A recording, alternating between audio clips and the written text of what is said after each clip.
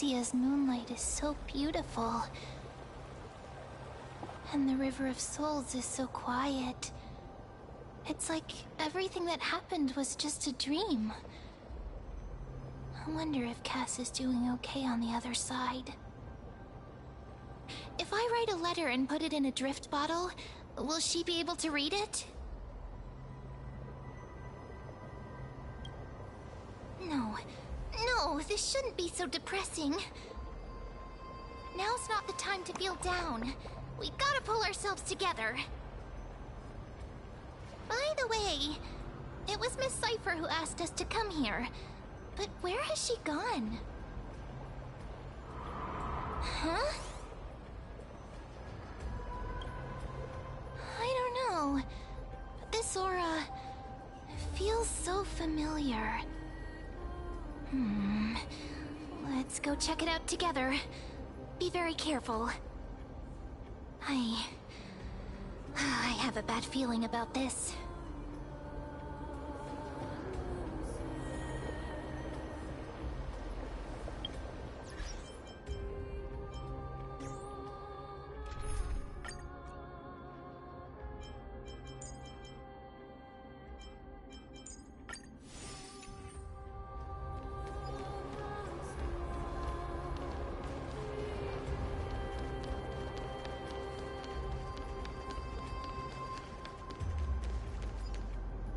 Hey, what's that on the ground?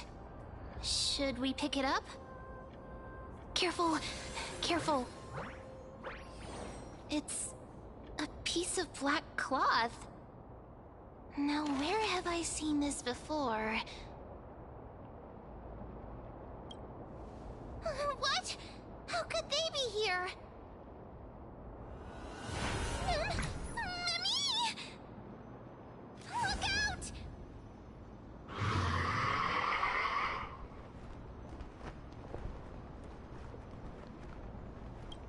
Wait! We both know what this thing can do! Let's try our best to deal with them for now, and we'll slip into the past with Time's power as soon as we can.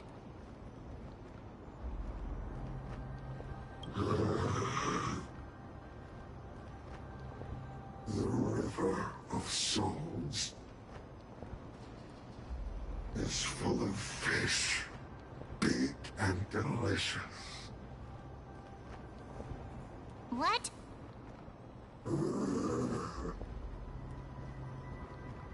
The flame chase journey stops. Meow, meow. Meow?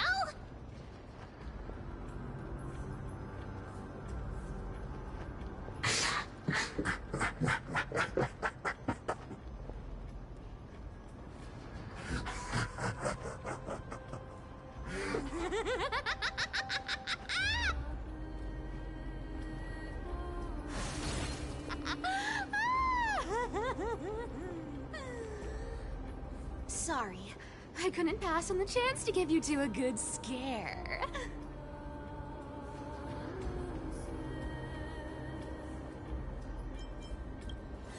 Ah! Don't run! I'm the real Cipher. The real one. Come on, don't be upset. I'm just giving you a kind reminder that Emphorius isn't safe at all. The whole place is full of dangers, including that swordmaster. Make sure you stay on your toes, no matter where you are.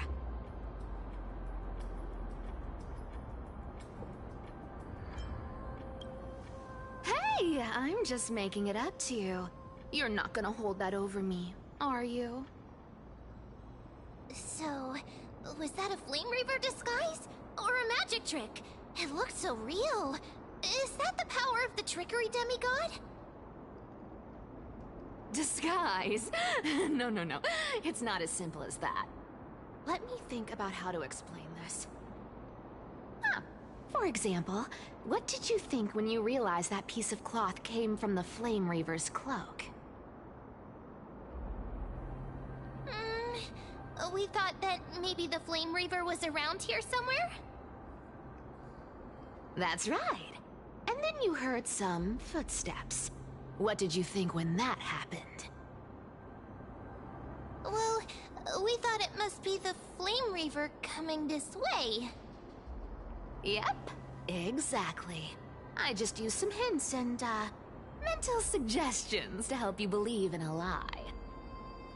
Lies are what Zagreus is best at. If everyone believes in a lie, then it becomes reality. Power to make lies into reality? That's got all my hair standing up.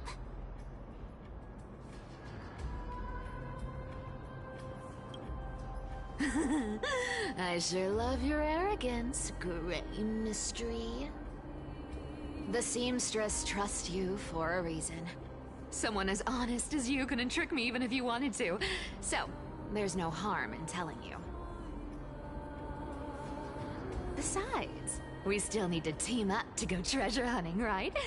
Let's wrap up here. It's time to get going.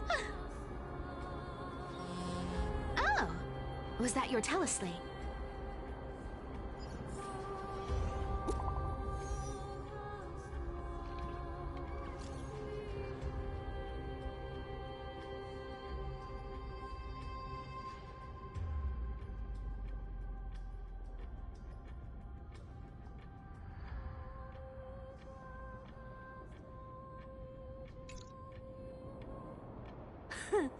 Aren't you a popular one? But I got to you first, so help me with the treasures, and then I'll send you two to the grove.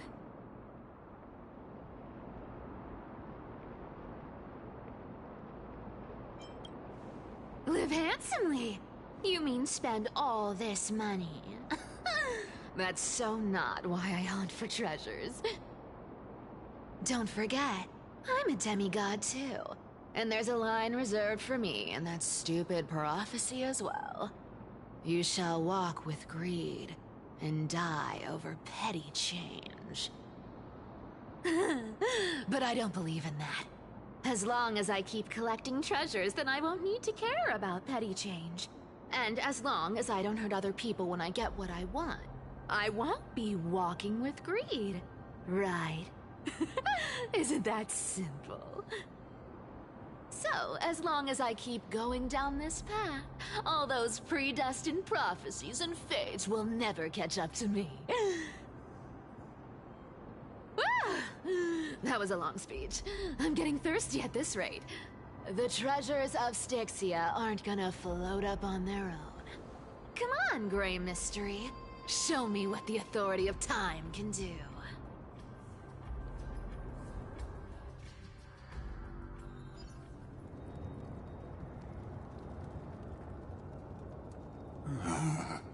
So, this is the car of the Astral Express you've spoken of.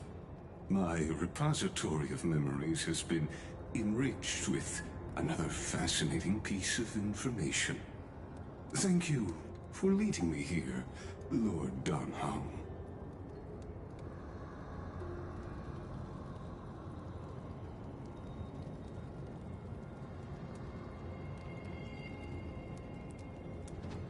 Archimans hold wisdom and knowledge in high esteem. If the citizens knew of your origins, I'm sure more would be intrigued by the Trailblaze. Sadly, discussions about the world beyond the sky remain taboo. It's been quite some time since you first arrived in Arkham. Presumably, you've been looking for a way to leave ever since.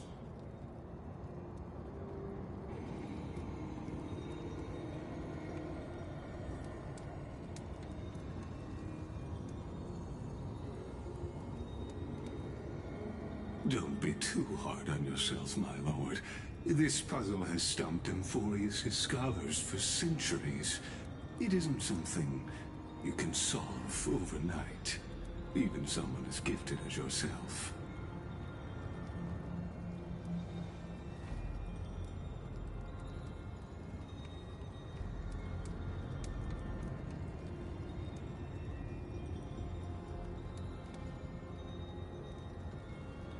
Exactly. Of the 12 Titans of Amphorius, Aquila is known for being the most capricious.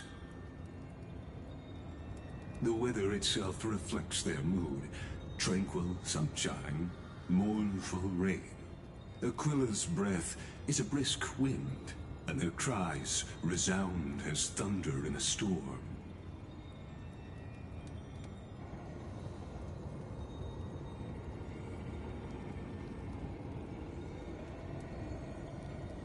The sky above affects every citizen. It's clear that Lady Aglaya's decision to confront Aquila at the end of the Flame Chase journey was a carefully considered strategy.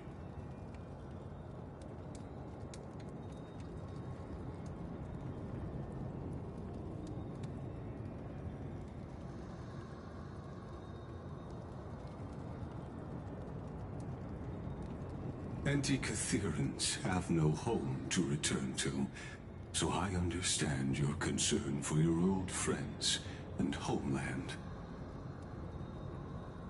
I used Antikytheran technology, or scanning, as you might call it, to assess this car. Assuming my judgment is correct, I might be able to conduct a thorough overhaul of its power systems. Of course, that's only if you, my lord, permit me to interact with it.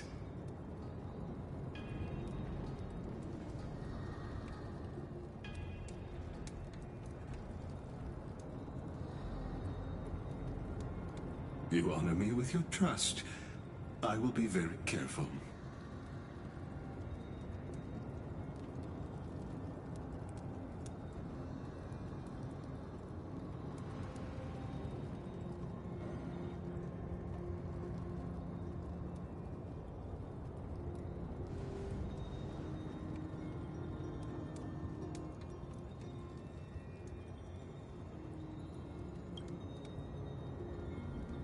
Not exactly, but we Antikytherans are inherently sensitive to machinery. Carefully endowed our kind with a unique advantage for analyzing and learning. If you give me some time, I might be able to fully restore this damaged car to its former glory. Then you and your esteemed companion could set off on your return journey sooner.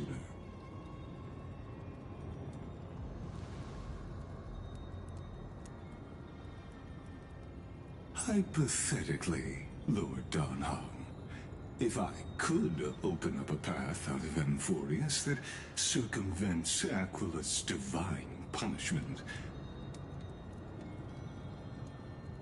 would you consider ceasing your support for the Flame Chase journey?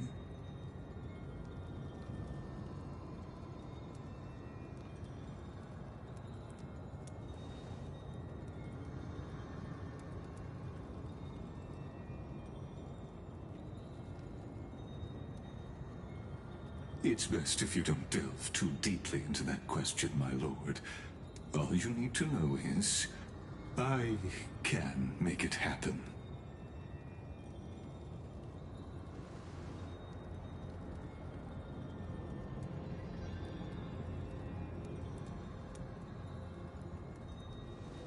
The crucial point is, if you and your companion are unwilling to halt your support for the Chrysos heirs, it could offend certain interests.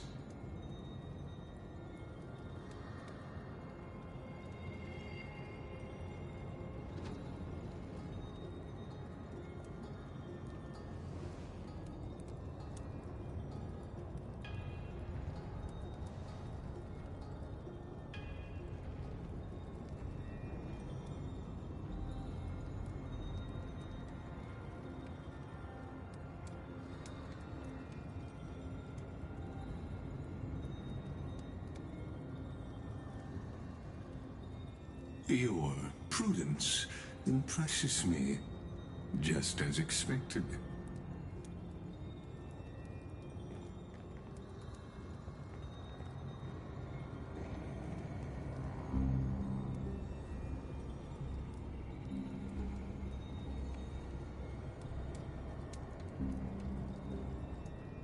Please don't misunderstand, Lord Donhong.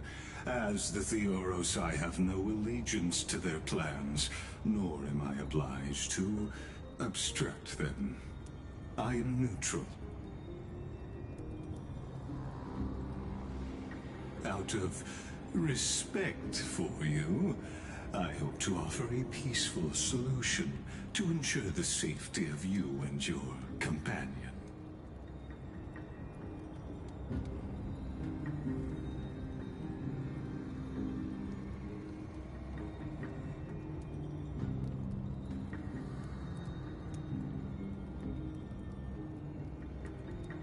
I will not.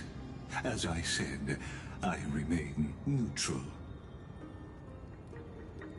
Are you asking this because you plan to refuse my offer and continue supporting the Chrysos heirs?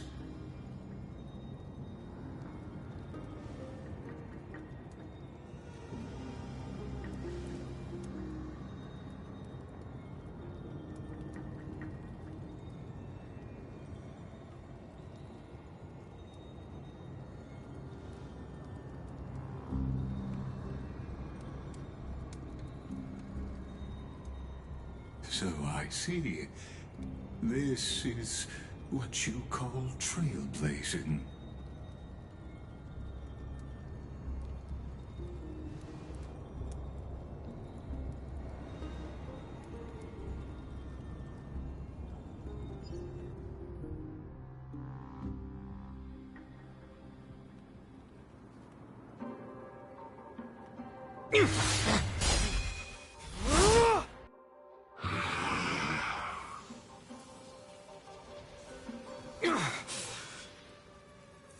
You have such overwhelming powers.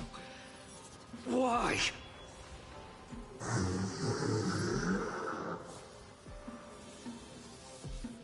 Answer me. Why do you stand in our way? Why do you want to take the core flames?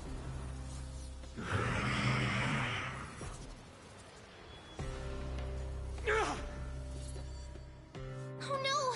He can't hold on anymore! Drag him back here, friend!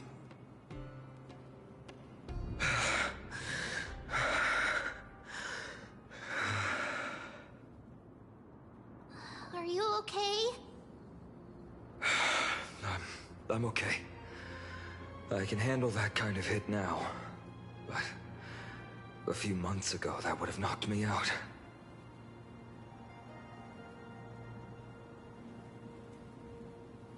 Thanks for worrying, buddy. Thanks for the help.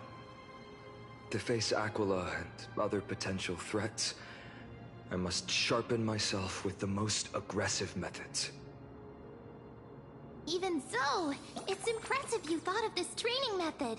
Battling the phantoms of the past in the River of Time? It's just like the hyperbolic time sanctum that the bards describe. It's working pretty well, wouldn't you say? But combat isn't just about strength and skill. You also need the right weapon. Compared to that guy's weapon, mine feels like I'm swinging a lump of iron. I can't tell you how many swords I've gone through since the training began. Don't worry, I've already arranged that. Of course I need him. I asked him to make a suitable divine weapon for me. It's a little embarrassing to say this, but in order to help me, he deliberately turned down all other business. Oh, Cartonis is part of this flame chase journey after all. Full of energy. Thinking about how he's been recently, maybe you're right. But, Tvinon, I've been somewhat concerned about you. Lately, you seem more and more fixated on that Swordmaster in black. That's quite the sudden shift in topic. I've been holding this question in for a long time. You're getting stronger, but seeds of unrest are also growing in me.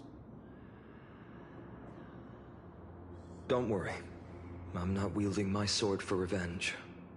She's been through Nikador's trial and understands. Those who can't walk out of the shadows of their past are ultimately weak. Times have changed. The responsibility I bear is both precious and fragile. I wield my sword for the future of Amphorius. I will not let hatred cloud my judgment again and neglect my duties.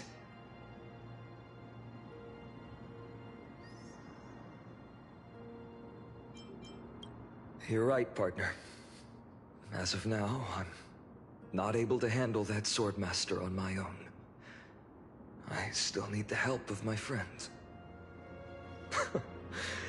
Every time I say something, things get so serious. I don't want to be the person who keeps bringing the mood down. I'm out of energy for training today. How about we go to the library of Philia to lighten the mood? Sure, that's what I've been looking forward to. We deserve to enjoy ourselves after all the hard work. Today, I'm definitely going to...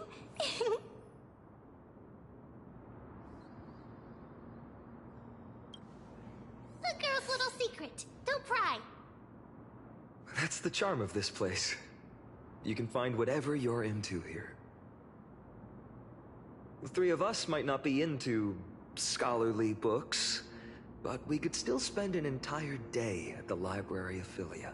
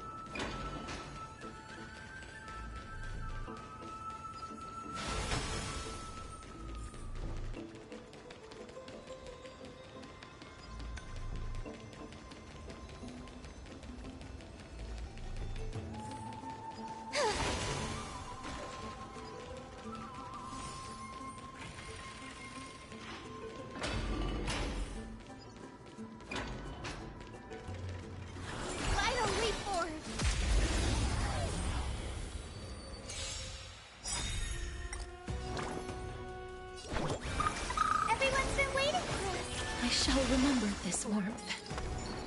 There's no harm in sharing good fortunes.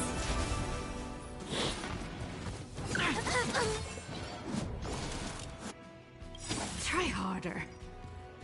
May this faint light dispel the gloom, restore clear skies. Once more. 1,000 thanks, benefactor. Embrace new life, Pollux.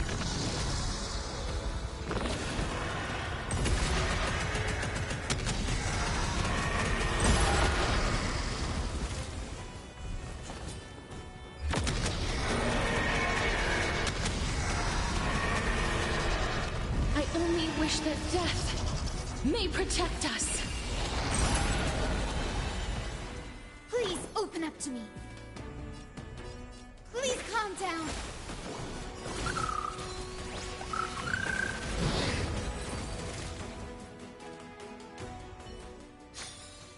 Even faint sparks can converge into a bright river of stars.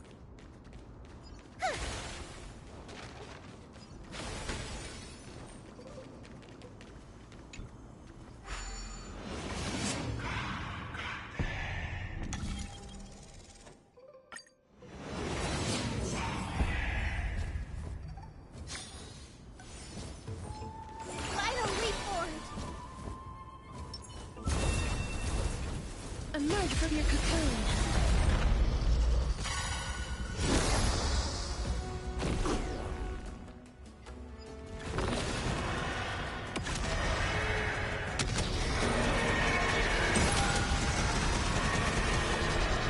I only wish that death may protect us.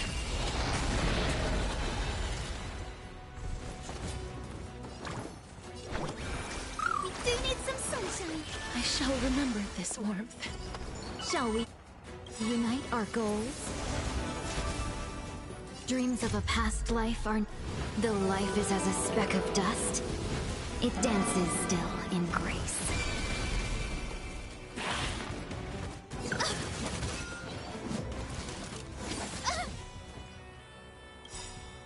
May this faint light dispel the gloom, restore clear skies once more.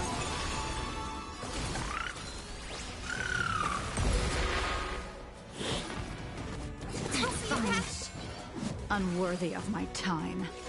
Fleeting light, roaring flood. I grant you this, as you wish. Embrace new life, Pollux.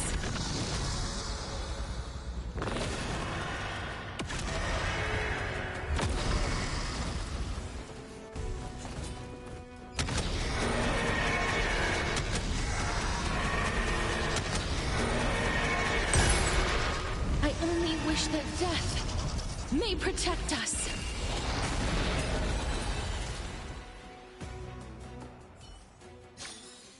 May wandering souls find their own way out. Emerge from your cocoon.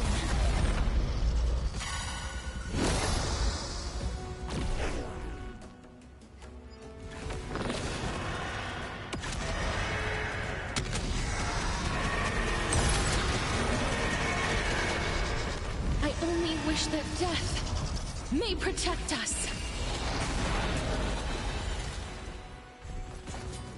The future will be... Everyone's been waiting for us. 1,000 thanks, benefactor. There's no harm in sharing good fortunes. Try harder. All will be revealed. In lunar flame!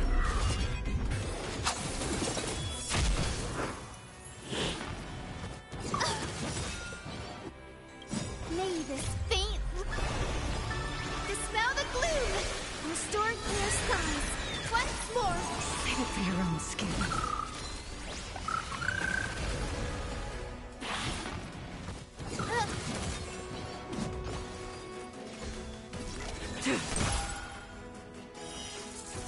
A blade of moonlight.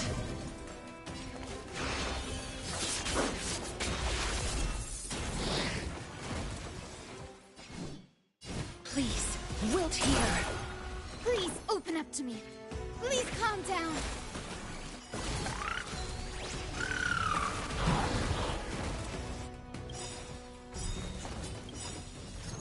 Embrace new life, Pollux.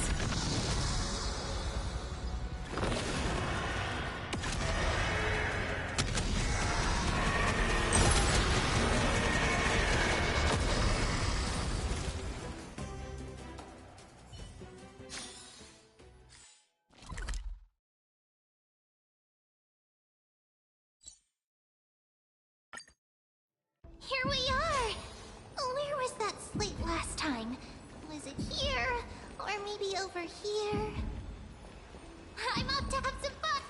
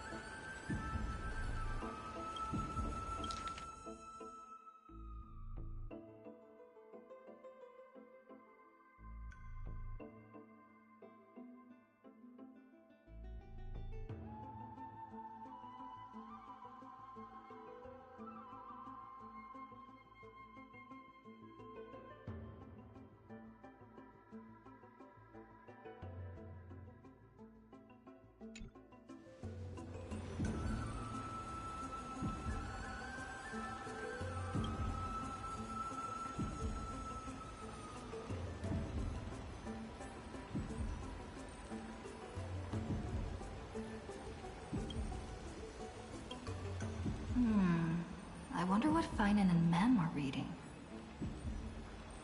Let's take a closer look.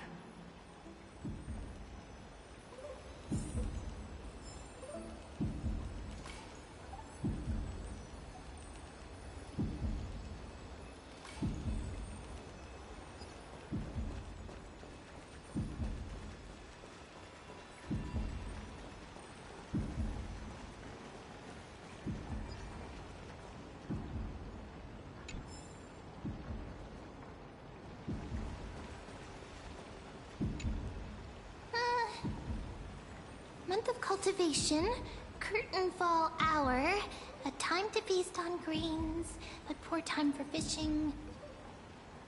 Oh, but then again, are there even any spots left to fish in Emporius these days?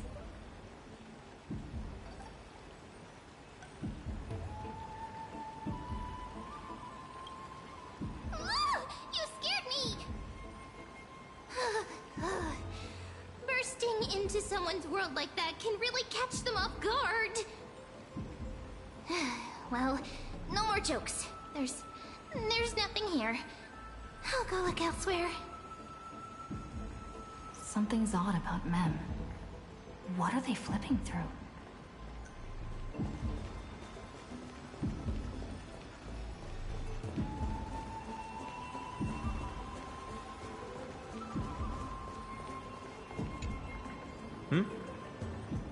Well, I thought I felt a draft just now.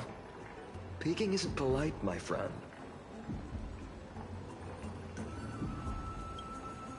You could have just asked. There's nothing embarrassing about it. Here, look, I'm reading this. Antiques Appraisal. How to make a fortune.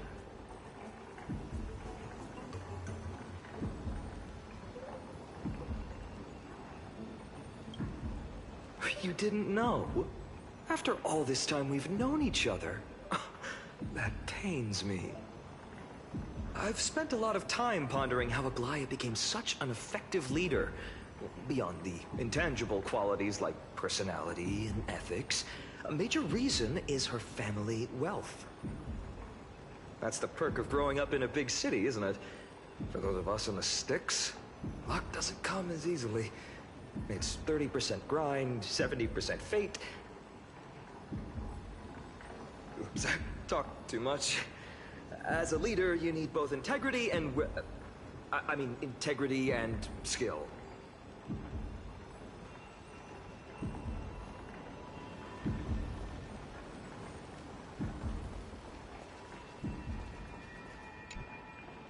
Oh, these cards are so detailed and fine. Ruler, weaver, traveler, healer. But the interpretation for each card is so long. Do I have to memorize them all?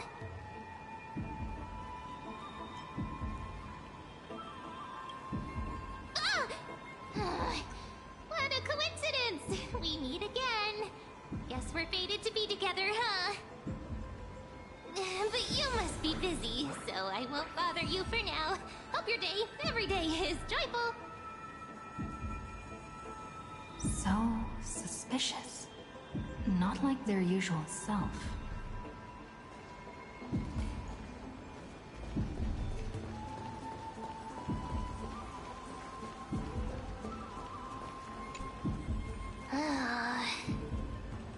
You sure are persistent. All right, all right. I'm totally helpless against your charm. What are you guys chatting about? Is this the Amphorius Divination Compendium? Why are you here too? Sorry, seeing you two chasing each other around, I suddenly found my book not that appealing anymore. Never thought Mem would be into divination. But it's not exactly a niche hobby, so why all the secrecy? I wanted to set up a surprise! Master it in secret and give you all a shock. But getting caught halfway through, it's only natural I'd feel shy. A girl's heart is more delicate than Aquila's ever-changing moods. A surprise, huh? Someone else used to tell me the same.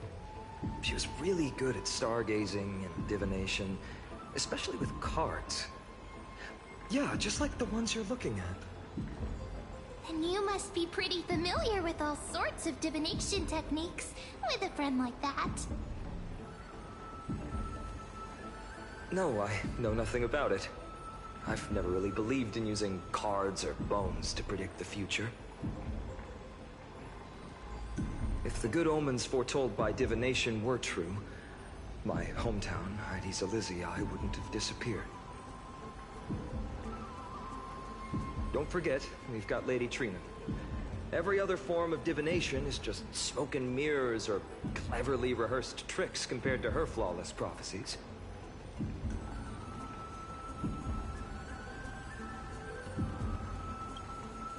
To me, divination could be a power that guides our spirits. Fate always casts a shadow in front of us, clouding our view of the future. That's why people turn to divination. It's just to find a small reason to give them courage to face the unknown. After all, the first chapter of the Divination Compendium discusses the significance of divination.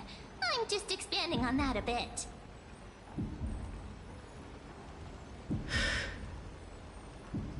Strange. That person I knew used to say similar things. Looking back, whenever she interpreted a card for me, I couldn't help but feel uneasy. Even though I never believed in the outcomes. Maybe it was her tone. Cyrene. She could paint a complete fantasy so vividly, it utterly captivated me as a child. Right, I still carry a card she once used. Do you want to see it? Oh, wow! It's so exquisite! I'd love to have a card like that.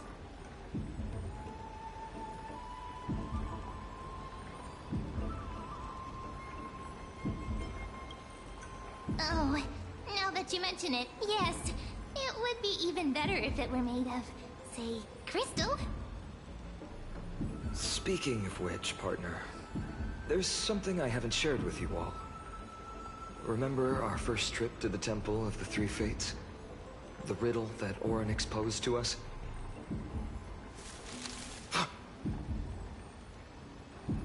Who's there?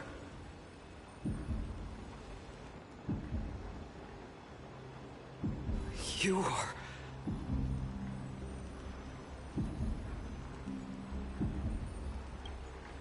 These folks are up to no good. Black clothing. Masks decorated with golden blood. Are they cleaners? To directly call us by our name, it seems you, Lord Finan, have studied the forgotten history of Amphorius quite thoroughly.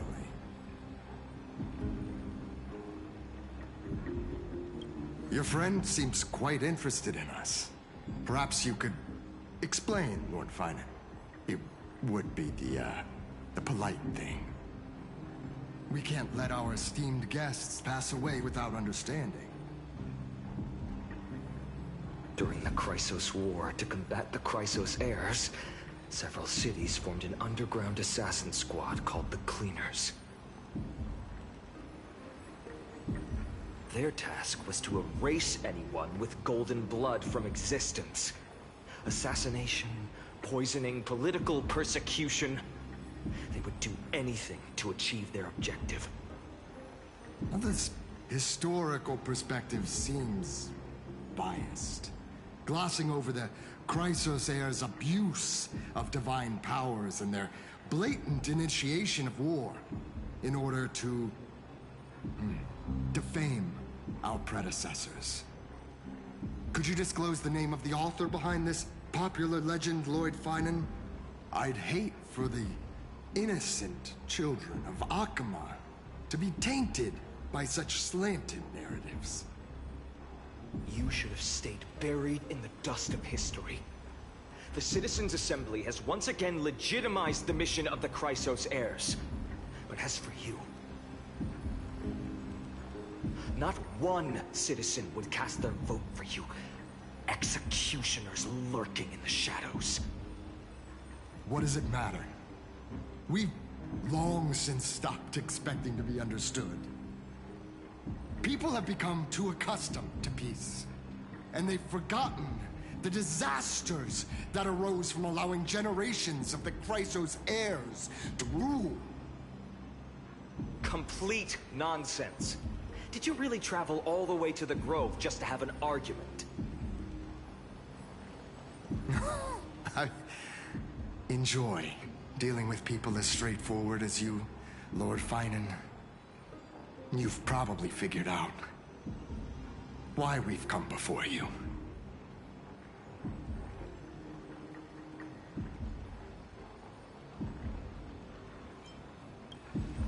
Keep your cool, partner. They've come out of the shadows, which suggests they have something up their sleeves. All right. Let's hear it. What are you hiding? But watch your language, and don't say anything you might regret. My shoulders might be sore, and my sword a tad dull, but it's still enough to slice off your tongues.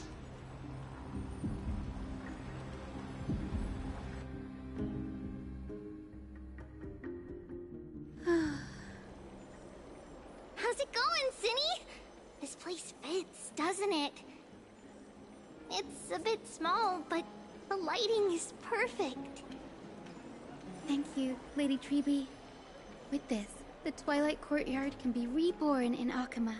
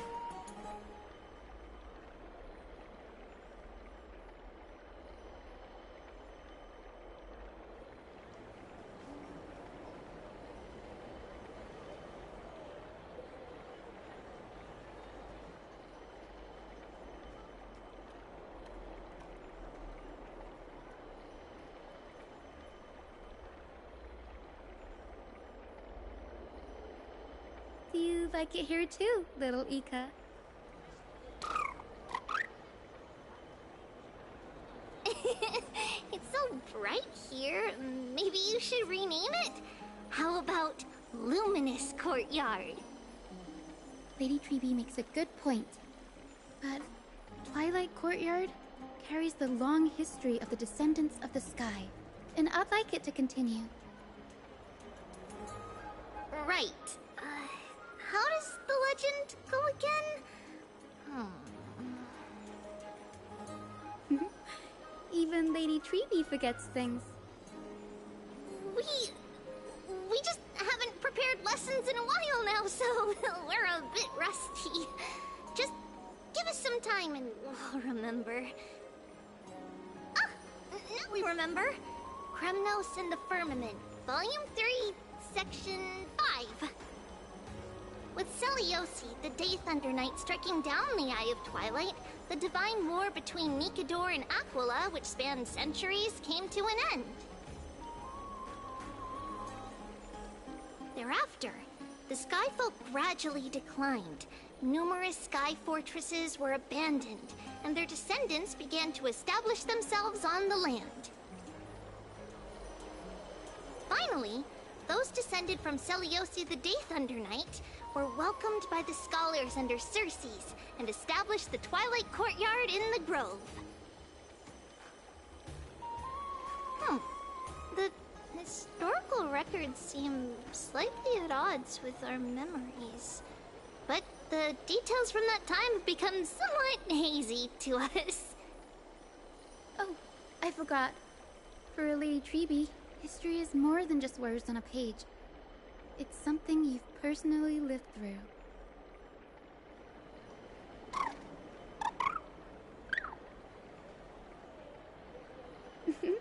Little Ika loves listening to the stories from the legends. I'm sure you're also imagining one day you'll be as awe-inspiring as the winged beasts by Celiosi's side. That day will come. I believe it. Just keep growing. Lord Crediros?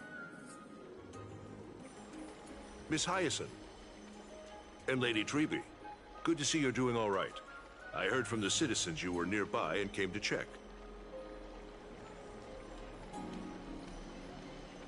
Doing all right.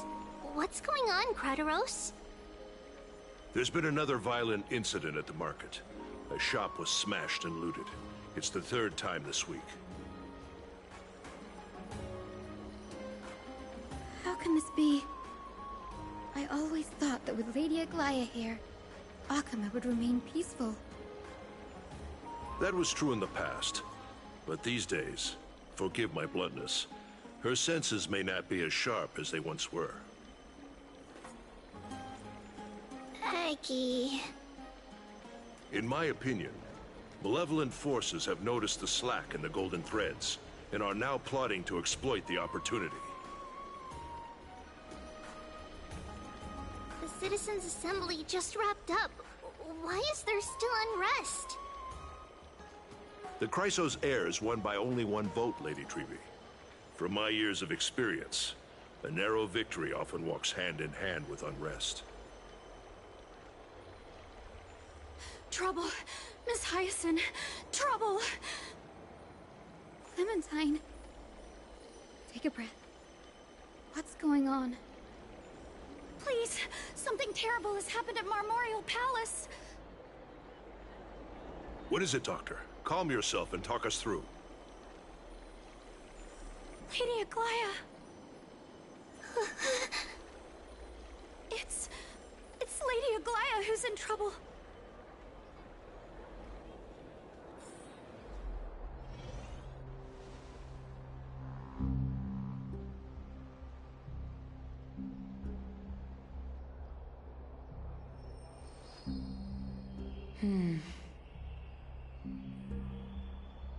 I still remember. This bath that overlooks the entire palace was built by the Council of Elders 900 years ago. Its purpose was to commemorate the first flame chase journey and to remember the heroes who made great sacrifices for Amphorius a millennium ago. Rules were set then.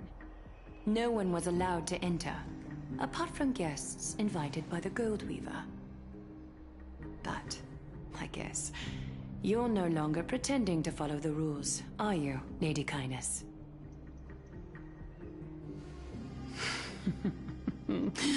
Aglaya, Aglaya.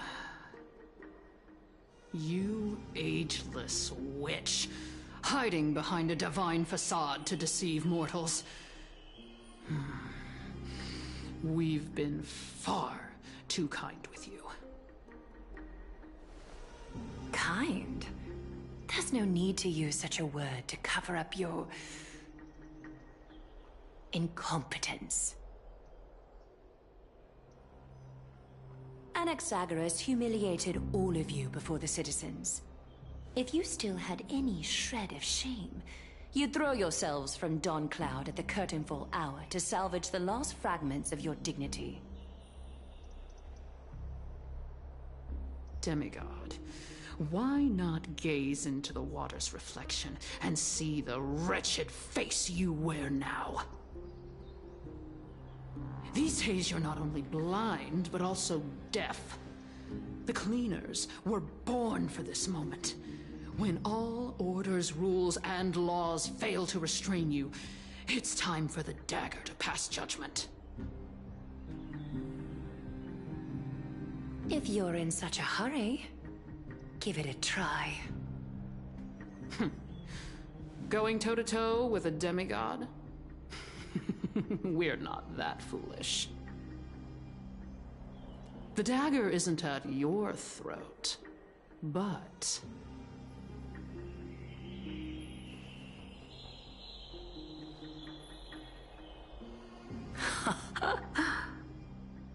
Your gravest accusation is that my humanity is fading.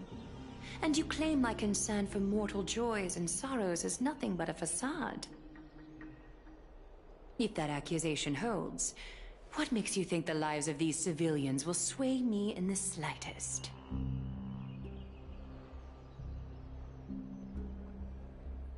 Fine. I'll gladly use a few more words to shatter that demigod facade of yours. Like I said, you're not only blind, but deaf too. Lately, your control over Akuma has weakened.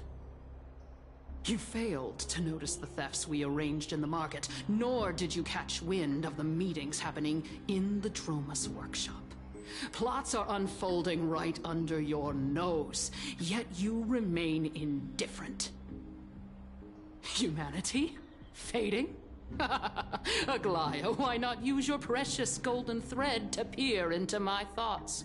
See if the gift we've so meticulously prepared for you can move that cold demigod heart of yours.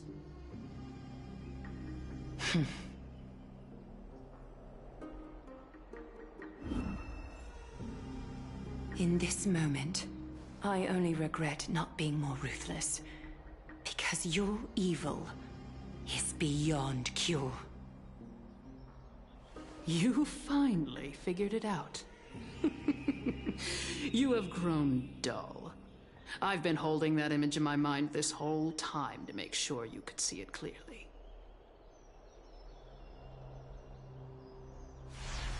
I want you to have this knucklebone talisman, Big Sis.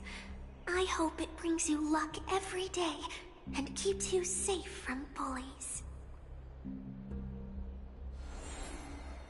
That girl who can't speak or hear. What if she accidentally lost her eyes too? You know better than anyone what it feels like to lose your sight. Imagine if 1,000 years ago you, already blind, had also lost your voice and hearing in your youth. Would you still have become the Aglaya you are today? Look at those broken, pleading eyes. How disappointing.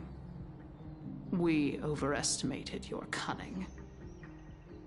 If this plan fails, we still have dozens of splendid parting gifts prepared. Demigod, would you like to hear about them? I thought I could buy some more time. In these 1,000 years, I've witnessed the fall of 10 titans. From my naive arrogance at the beginning to slowly learning how to guide others.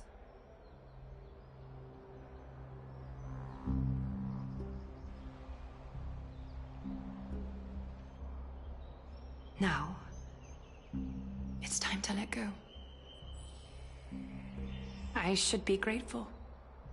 Grateful that I've reached this moment. To let my departure become a path for others to follow. Have I done enough? If I embrace that prophecy now, and sink into the warmth of these waters,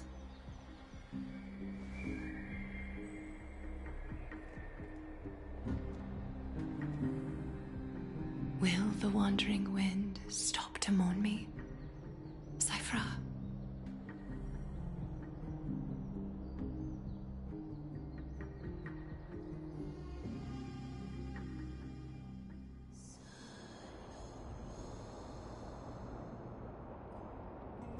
Seamstress!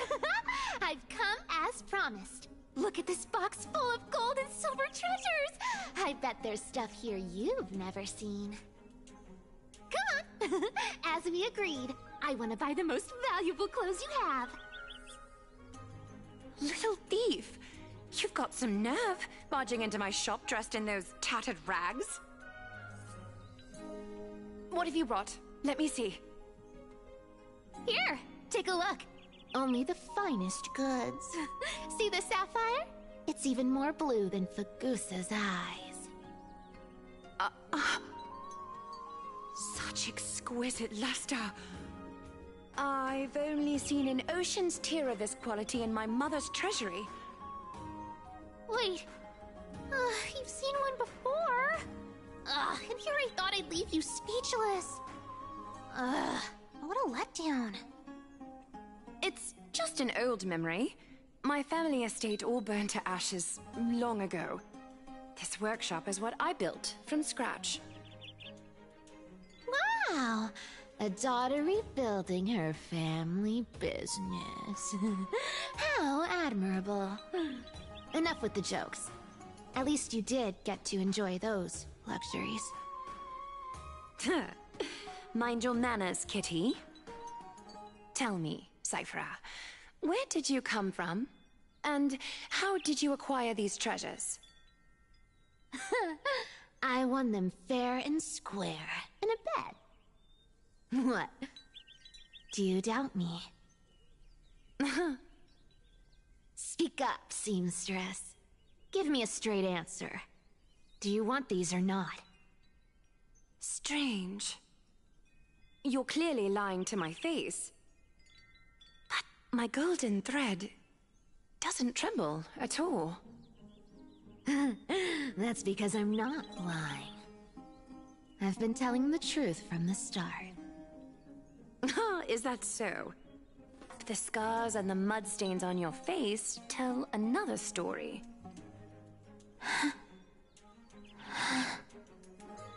Oh, come on. Can't we just do business without all this chatter? Don't worry. I didn't leave any evidence, so no one will bother you. How can I trust a word you say when you're so skilled at lying? Dealing with you rich people is such a pain. Always wasting my time.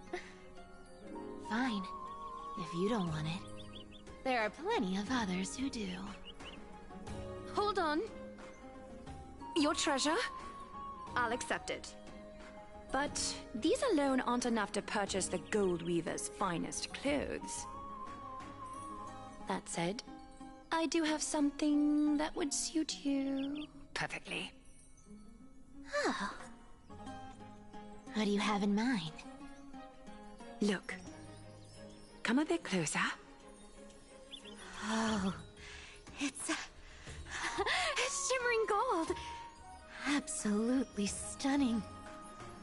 These golden boots are the Gold Weaver's greatest treasures. Though not as valuable as the most precious gowns, they hold a magical power. Legend has it that Zagreus blessed these boots, allowing anyone who wears them to move swiftly and silently. Put them on, Cyphra. Then don't get caught again. A face as lovely as yours deserves better protection.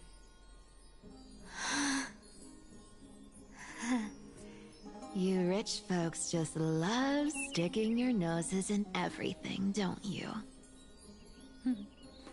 Well, I'm taking these now, so don't get any second thoughts.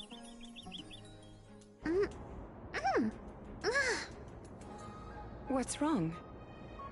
Do you have a smaller size? These are way too big for me. Well, I suppose you'll have to grow into them.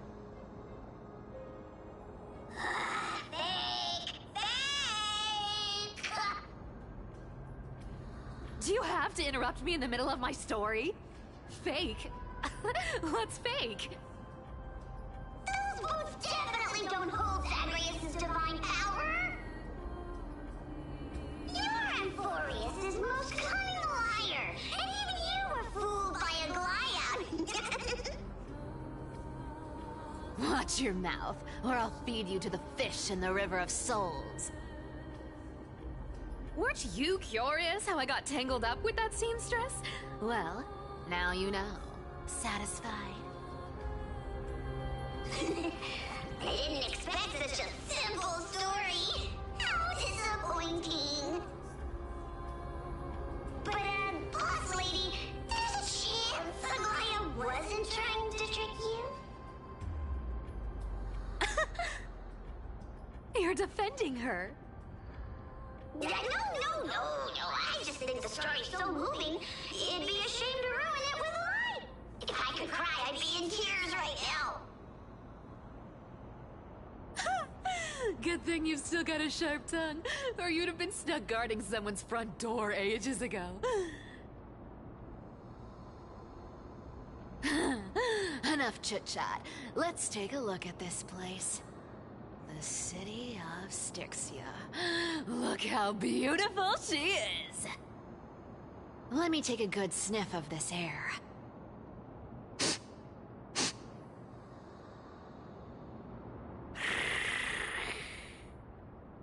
This air, it's filled with the scent of treasure everywhere. Wonderful! Just wonderful.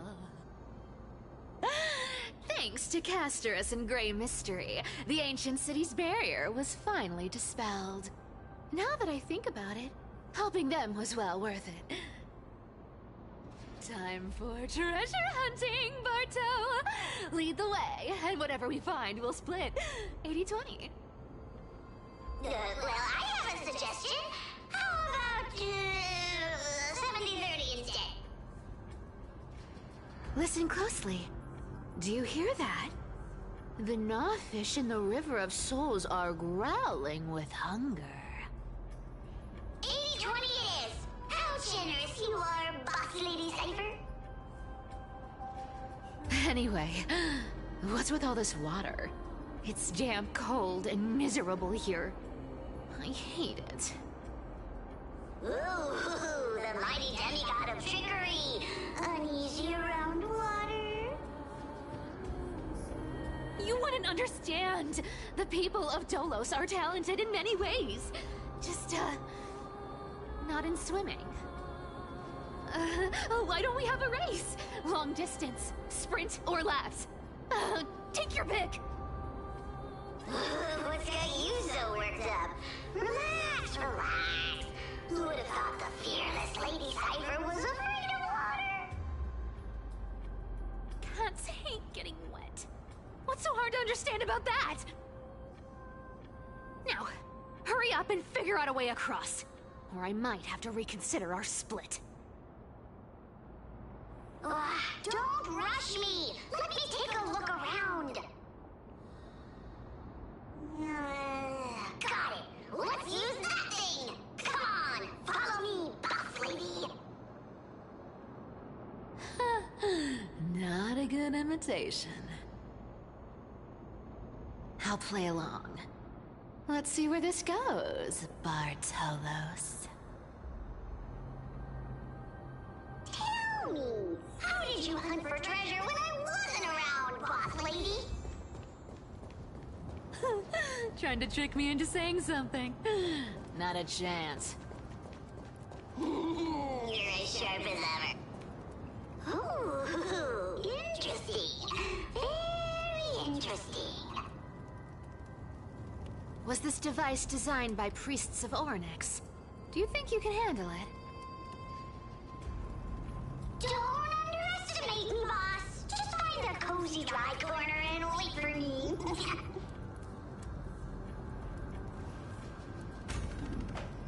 Mission accomplished. Now you don't have to worry about your tail getting wet. Not bad, but just a warning. If this thing fails while we're halfway through the water... Don't worry, trust me. For that sweet 20% cut of the loot, I'll make sure you're taken care of.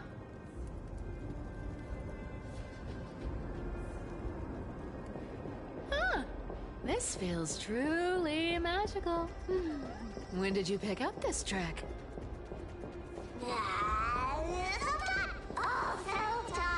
We're here. Can we turn off this spotlight now? It's really blinding. No problem. Just use the device over there. The scent of gold coins. Gems and fine leather. It's so refreshing. The treasures in this ancient city are all floating back up thanks to Grey Mystery. Yes. Right here. What are you waiting for? Start digging. Roger that. Watch me.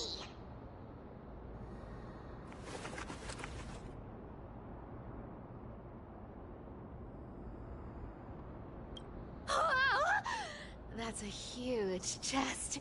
Move over. I want to open it myself. Wow, wow. A massive haul. Unbelievable.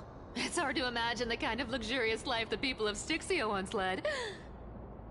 As expected for a realm of Fagusa's disciples. This entire chest is filled with ornaments made from ocean's tears. Here, take this. See if it suits you. Ooh, thanks for the gift, boss. Much appreciated. Look at the clarity of this purple crystal. It matches my skin tone perfectly. Oh, safer, safer. You truly have the most refined taste of all the thieves in Amphorius. Let me try this on. Huh? Where is my treasure?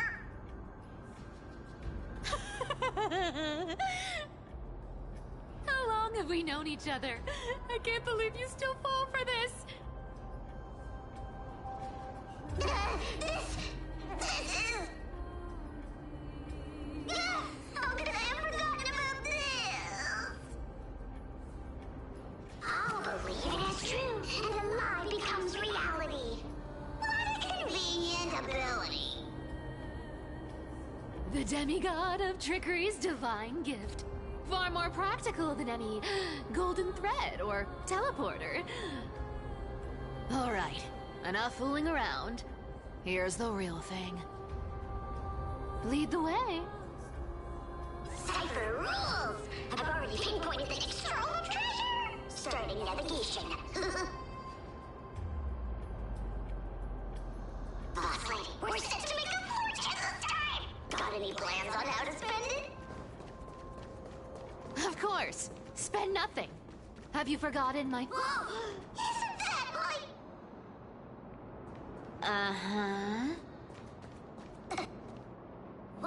activated. This thing makes a racket that can be heard for miles. It's just too stupid.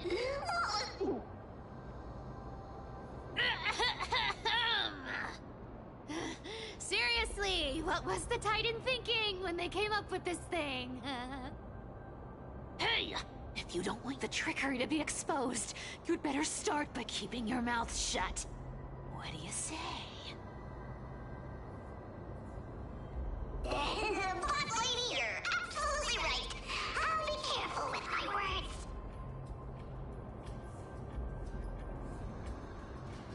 Ah! This thing's way too loud when it's on. Let's not stir up more trouble, okay?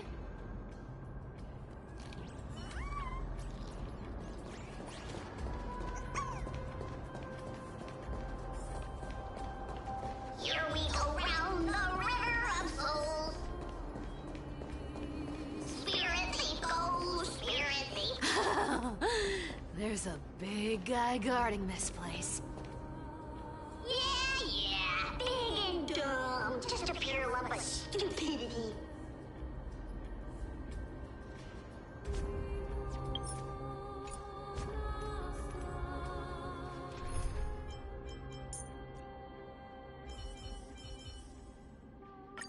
So...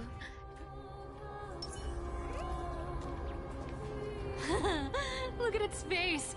Oh my, how could something be so ugly? Yeah, so ugly. Ugly enough to make even me, a little imp without a digestive system, feel nauseous. If that ugly brute messes up my face, even the stoic Talantin might end up shedding a tear. Indeed, that would be heartbreaking. Clearly running away is the sensible choice. So, how about you take the front? I'll attack from the side. Right. Fleeing fits a rogue nature. Huh?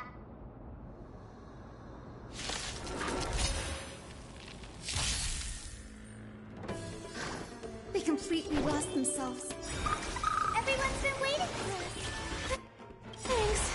That feels way better. Dispel the gloom! Restore clear skies. Once more! I shall remember this one. You found me!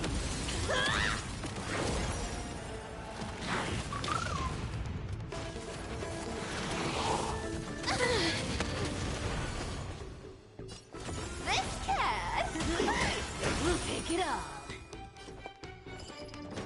There's no harm in sharing good fortunes.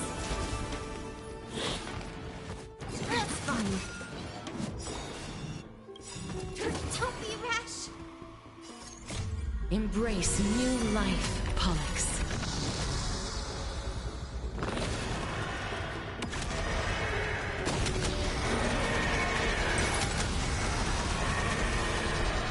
I only wish that death may protect us.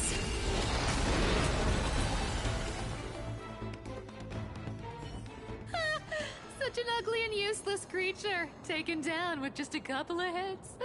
How boring. Hey, Bartolos, are you still alive? Give us a squeak if you are. Squeak! Look at you, all shaken up. Can't handle even this bit of action. It should be safe here now. Get to work. Aye, Boss Lady Cypher.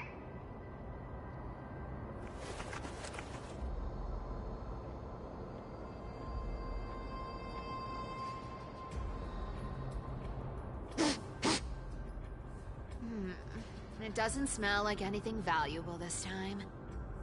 Since we've already dug it up, let's open it and see.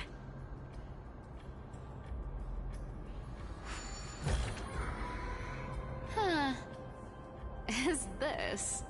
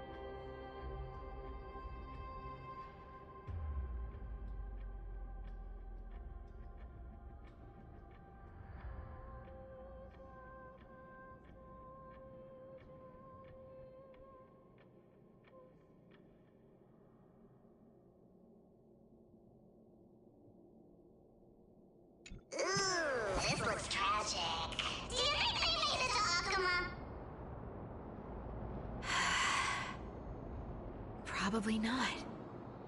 I've never seen or heard of anyone from Styxia and Akama. At least, I'm still left for Dolos. Guess this city wasn't so lucky. Huh. It does seem unfair, doesn't it?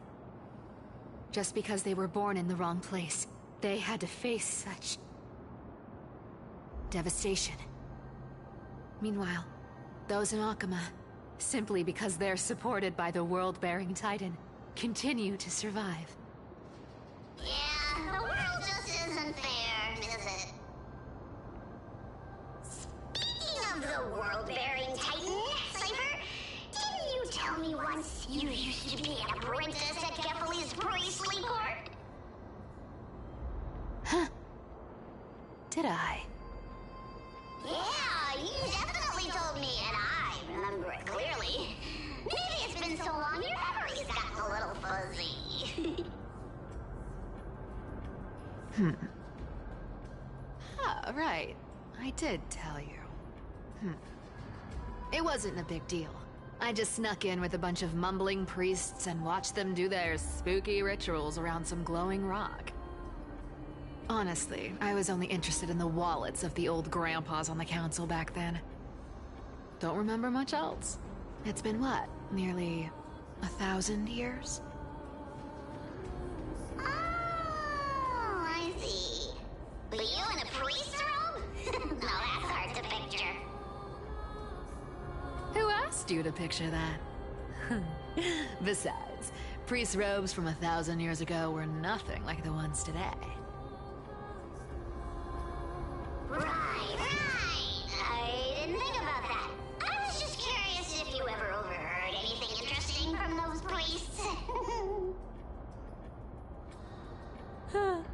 How ridiculous. Come on, let's head to the next spot.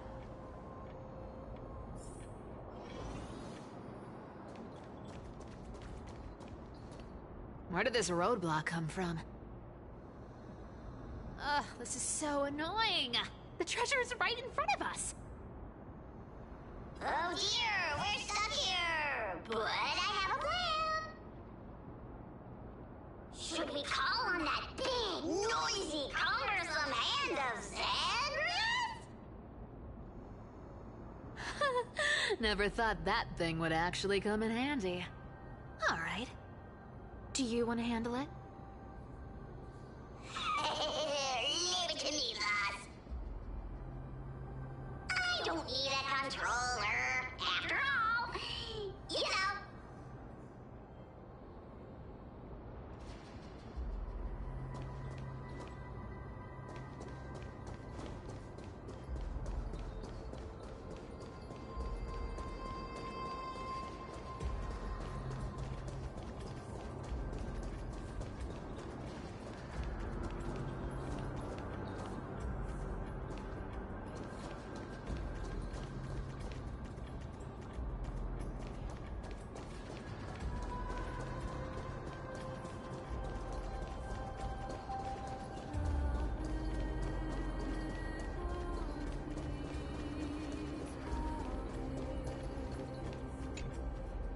Hand of Zagreus. My darling. Activate!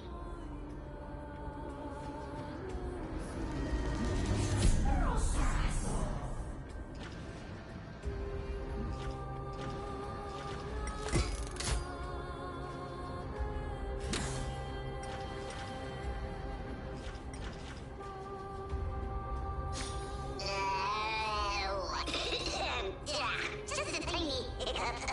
No worries. Hand of Zagreus.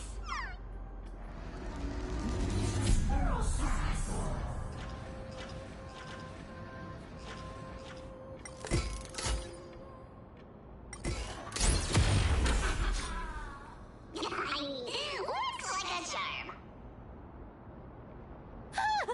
Not bad. However, I still don't see how this ties into trickery. Let's go to the next room. Hey, slow down! That question you asked me earlier. I think I just remembered something. What did I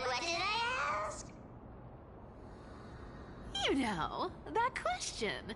The one you specifically asked me. Right after we dug up the second chest. Forgive me, boss lady, but have you been under a lot of stress lately? I didn't ask anything. You must have imagined it. Oh. Is that so? Maybe you're right. I have been a little on edge lately. I need to relax. Alright, let's move on to the next treasure trove. Treasure, let's go!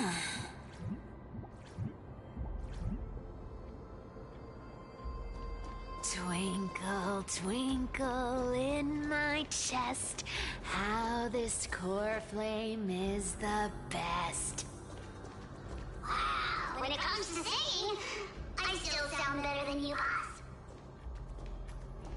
Go beyond all time and space on the journey of flame chase.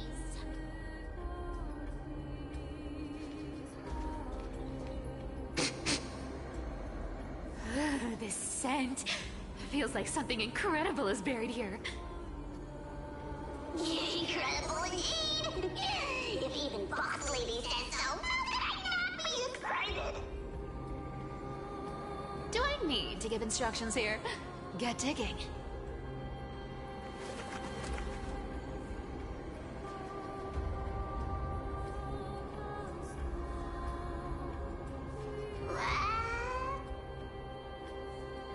Oh, isn't this a golden scapegoat?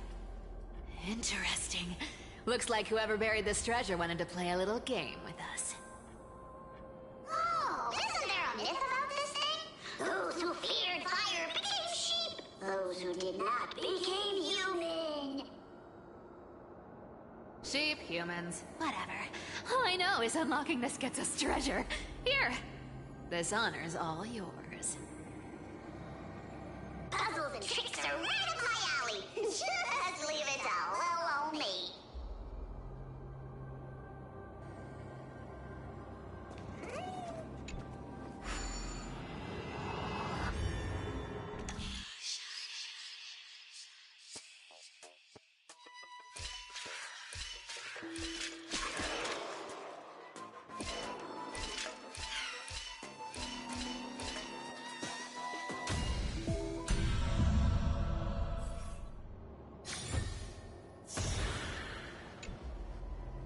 Told you, nothing can stop me.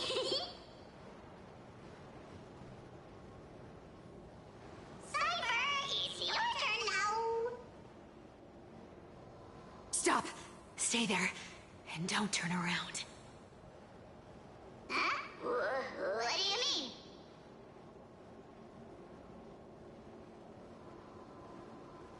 I told you, don't move.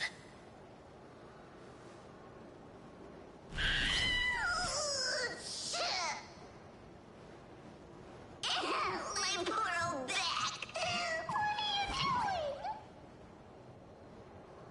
Shh, quiet. Don't say anything unnecessary. That seamstress. She's listening. What? Boss, do you mean? Stay put and keep quiet. I'll handle her. Whoa, whoa. Seamstress.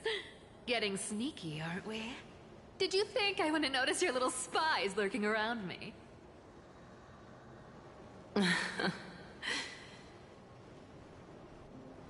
As time passes, I find myself leaning more and more on blind luck. With only the power of this little nymph, naturally I couldn't slip past your sharp eyes, Cyphera. Even if you could fully control Bartolos's mind, I would still be able to see through your disguise. Aglaya. You've gone to such lengths to spy on my every move. What exactly are you after? I've told you before, you don't need me to succeed. Why don't you just let this go? I already made an exception and got involved with Castorus and Grey Mystery. Asking for more now. Isn't that pushing your luck a bit too far?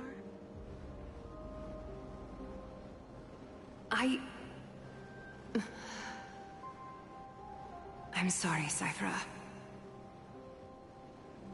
I've plotted and schemed my whole life.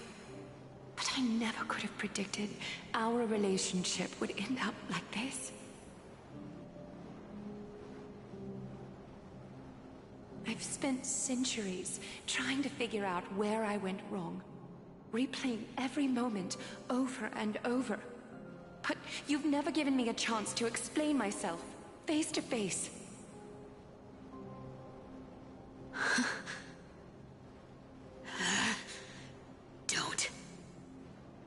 Don't talk to me like that. You know I can't take it.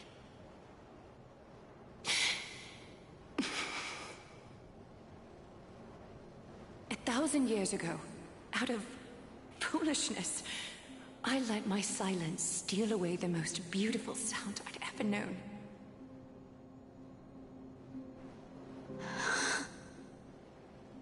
My silence. So this time, I must say this to you, even if it's all in vain. I need you, Cyphera. The Chrysos Heir's mission needs you. The finale I've delayed for far too long. It's finally here. Whatever resentment you still hold against me will fade once I'm gone. Please, come back to Akama. I'm begging you. Without you, they don't stand a chance.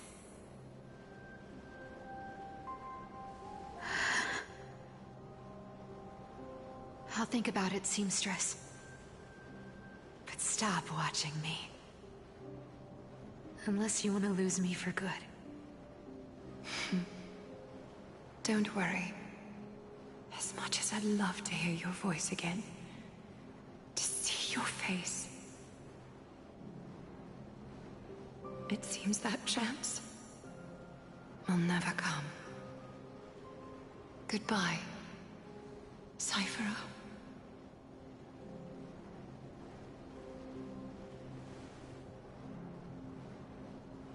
Goodbye, Aglaya.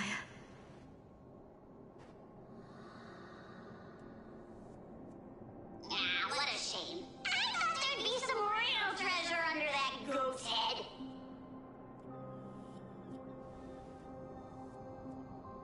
Turns out, everything in that chest was soaked in water from the River of Souls. Nothing valuable left. Those relics were once priceless. But time has eroded away all that they once were. Aww, hearing that from you makes it sound so sad. Wait, why am I getting all sentimental? I haven't even processed what just happened. That horrible woman. When did she... Oh! If you see her, let her know this. As demigods, we can't avoid our duties forever. Could it have been back then when... Do you remember now? Looks like you don't need me to jog your memory. She must have slipped that nymph into your pocket while you were distracted. Don't underestimate that bug. It's every bit as dangerous as the seamstress's golden thread. Let your guard down for even a second, and it might take over. Make you spill secrets you'd never share otherwise. Whoa, that's like some brainwashing monster straight out of the Black Tide! Creepy. Boss, how did you realize something was wrong? I'm curious. What exactly did that nymph make me say? Actually, it gave itself away very early on. Speaking of the world-bearing titan, once you used to be an apprentice at Kefali's priestly court? We've been partners in crime for 1,000 years. We've talked about everything there is to talk about. Except for that one experience at Dawncloud. I never told you about that. I absolutely wouldn't have shared that with anyone. But, boss lady, there's a chance Aglaya wasn't trying to trick you? And as far as I know, the embodiment of trickery despises that golden thread which forces people to speak the truth. You'd never defend Aglaya. Isn't that right, Zagreus?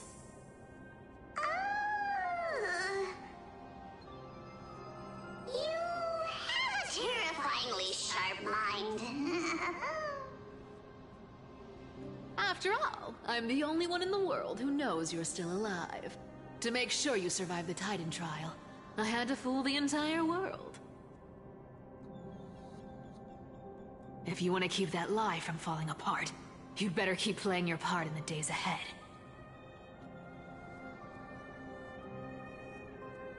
Even if it weren't for saving my worthless little life, I'd still walk through fire for Cypher without hesitation. You may have been reduced to this form, but you still haven't lost your way with words. Speaking of which, Cypher, you're not taking that wicked woman's words to heart, are you? Life's been pretty great lately. Why get into trouble now? Don't you think? Honestly, I've been thinking. Maybe a trip back now wouldn't be too bad. You're back again, Cyphera, your face. I need clothes. Anything. Just throw me something. A piece of cloth will do. Just enough to cover the wounds. I will pay back the amount I owe. I promise. You're bleeding golden blood. Yes, what about it? So what if I'm one of those Chrysosairs they talk about? Those infinitely strong heroes, world-renowned swordsmen, exceptionally intelligent scholars. Cyphera. Oh, I'm sorry to disappoint. Who knew that group of amazing people would include me? A pauper. Thief.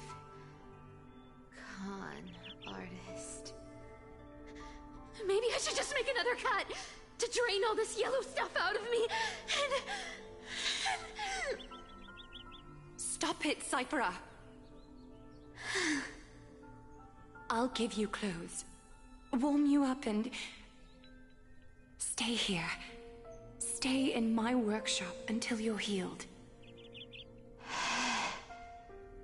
Aren't you going to ask me how I got these wounds?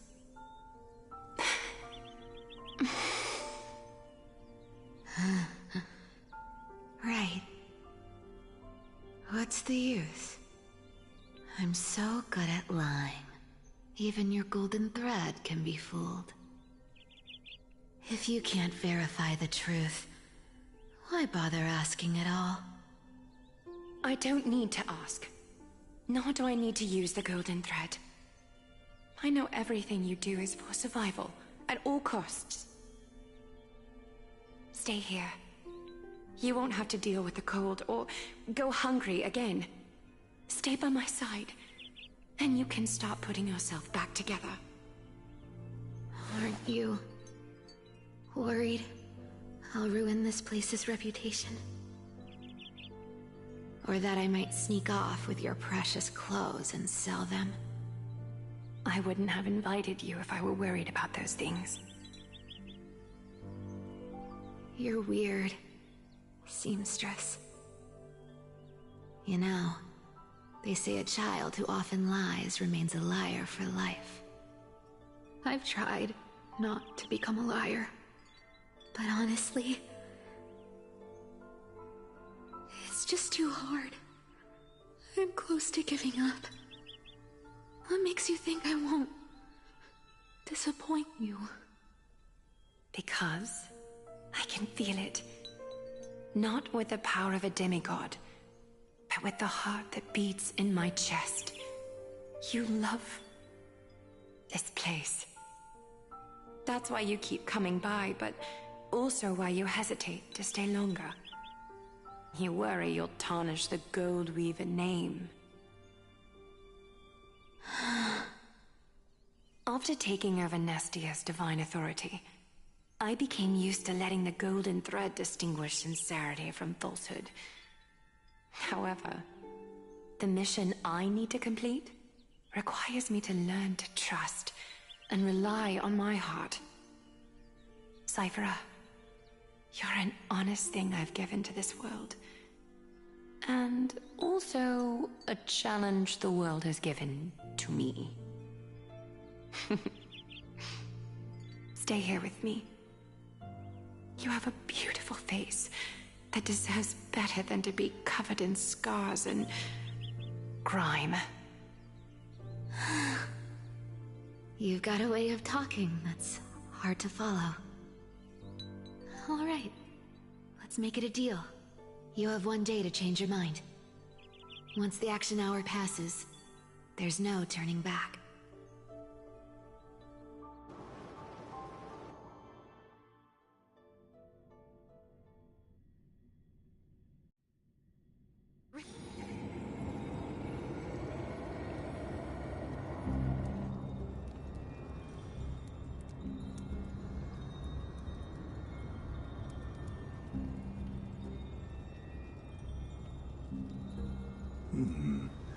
Pressure. Fear. Planting seeds of anxiety. It seems this is the strategy they've chosen.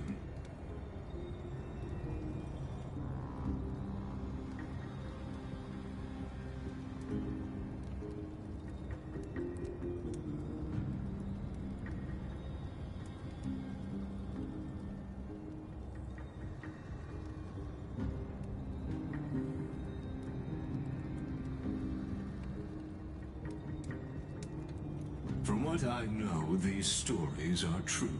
The kindness we know today, strictly speaking, is the 27th kindness. Objectively, the rise of the Cleaners was both inevitable and necessary. Yet, their ruthless and twisted methods earned them nothing but disdain and condemnation from history.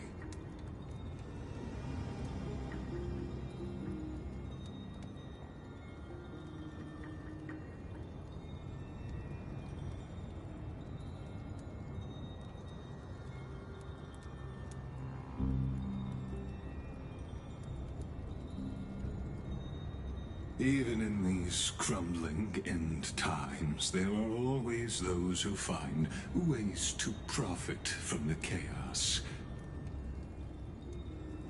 To ask the vested interests to abandon their status, wealth, and ambitions in this world for a distant ideal may be no easier than creating a miracle.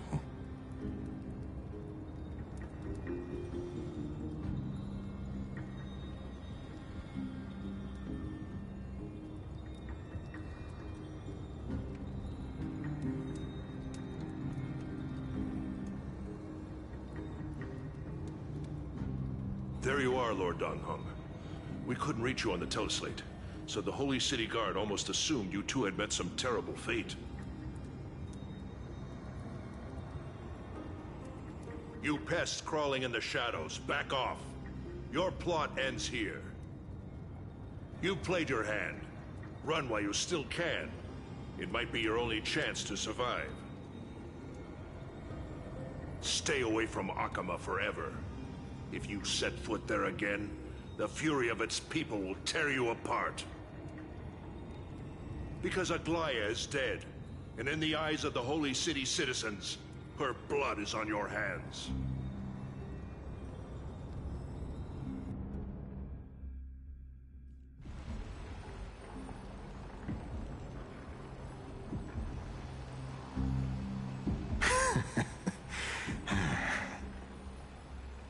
Looks like she was wrong about you. She? Are you talking about the mastermind behind all of this? Well, she thought you were weak. She believed that even when you were facing the evil that you claimed to oppose, you'd hesitate to strike. Misinterpreting mercy for weakness shows how arrogant and foolish your master is. They're still alive. With proper care, they'll pull through in a few days. But I must warn you, I haven't fought a human in ages. I can't guarantee I'll always be able to hold back. They're lucky they're still alive. If you feel as lucky as they are, try me.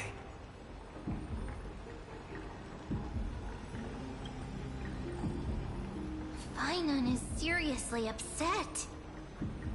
Get out of here. Don't show your face around us again.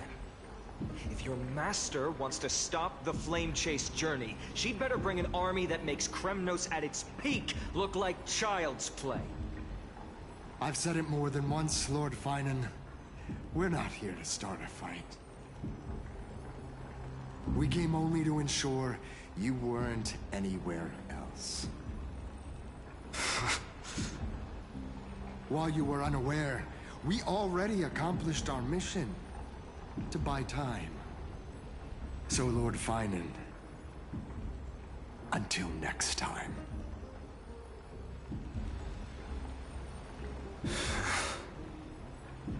Are you okay? I'm fine. Anyone who uses innocent lives as bargaining chips has gone too far.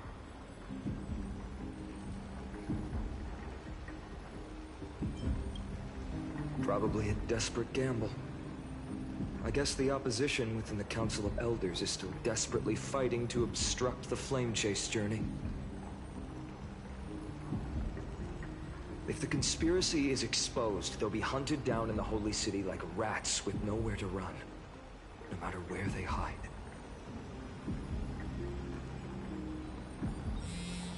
My teleslate.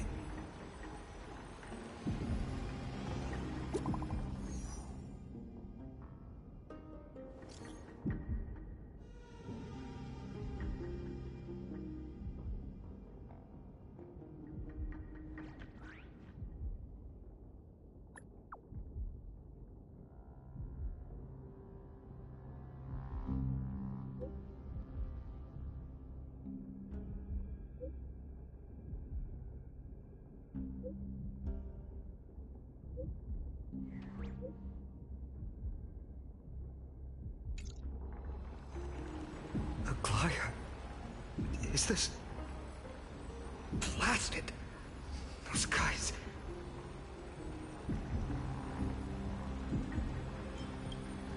But how could they possibly? Stay calm. This could just be one of her schemes. I won't believe it until I see it for myself. Finon? What should we do now? Stay on course. I'll contact Treeby and ask her to keep the citizens calm. We'll hurry back to Akama as fast as possible and assess the situation in the city. If we run into any enemies along the way, I won't be merciful this time.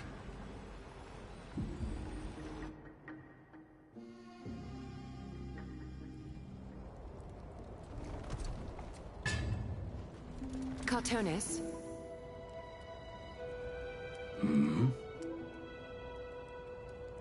Oh, you're forging a sword for Finon, aren't you?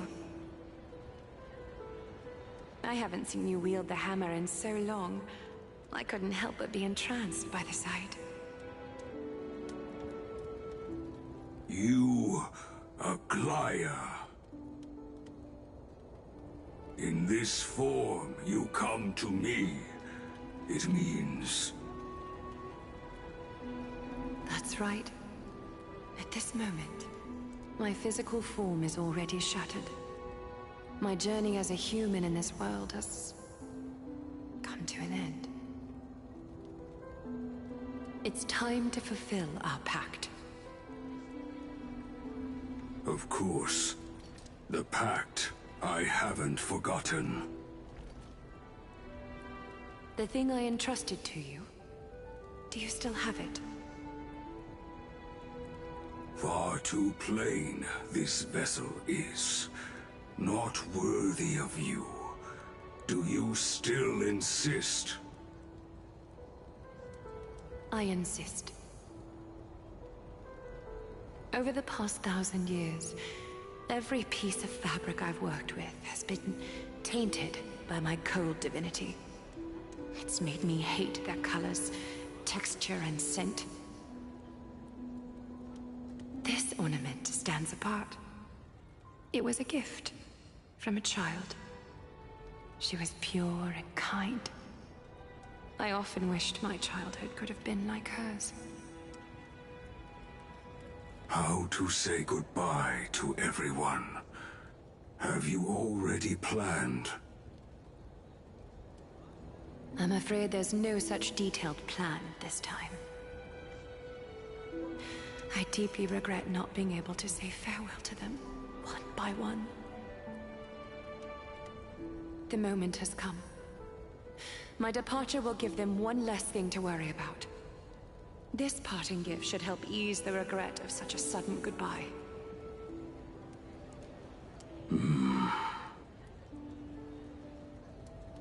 Invented for the Titans, Kremnos' soul-forging technology was. Though divinity it retains, filtered out, the remnants of humanity will be. Is that what you want, Aglaya? You've confirmed this with me repeatedly. Yes, Cartonis. I need you to do this for me. Condense my divinity into this ornament. It might still be useful in the future to help them complete their mission. Selfless until the end. Envy that child, there's no need to. Already lived a grand life your humanity has. Your praise puts my heart at ease, Grand Craftsman. Now, please, take me through the last tempering that fate has to offer.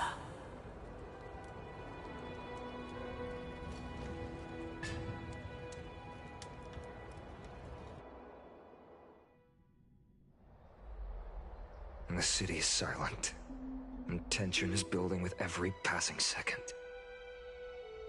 The news is probably spread by now. Every household is locked up tight, and all the market stalls have closed down temporarily. I can't imagine how she could have been taken down by a handful of assassins. Unless it's all a part of her plan. If this is all part of a larger plan, Treeby must know something. She just couldn't say it in the message. Let's go find her.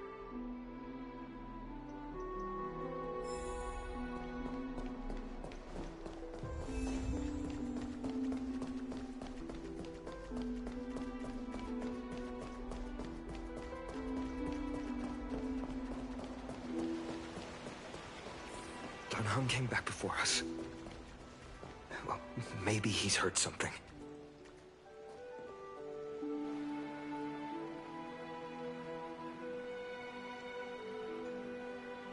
Don't worry. The cleaners didn't lay a hand on us. Lord Krateros, were you in the city when it happened?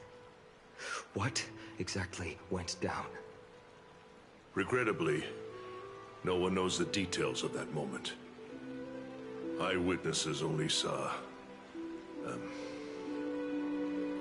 It's fine. Just tell me.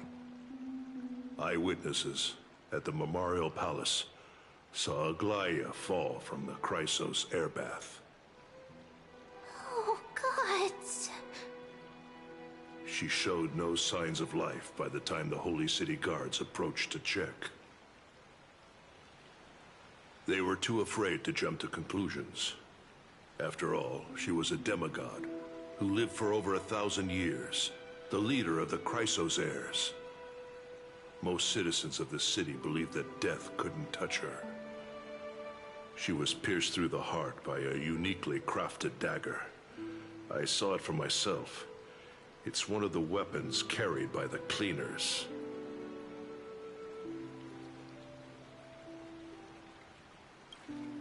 I also don't understand. This doesn't add up.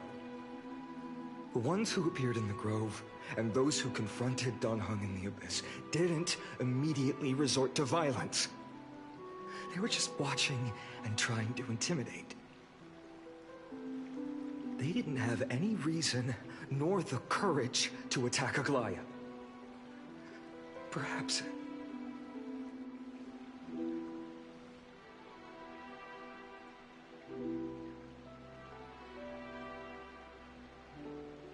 I'll stay here to lead the guards and maintain order. Find out what happened, but don't take too long. With Aglaya gone, someone has to take her place and lead Akama. Also, Miss Hyacinth was the one who declared Aglaya dead. You might want to speak with her. Thank you, Lord Crateros.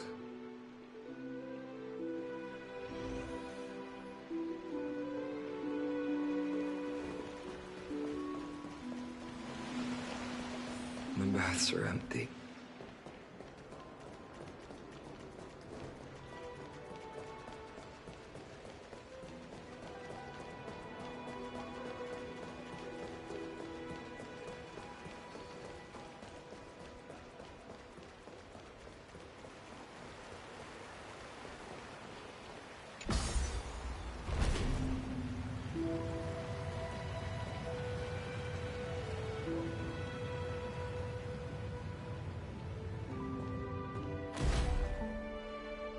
Hyacinth. You're back.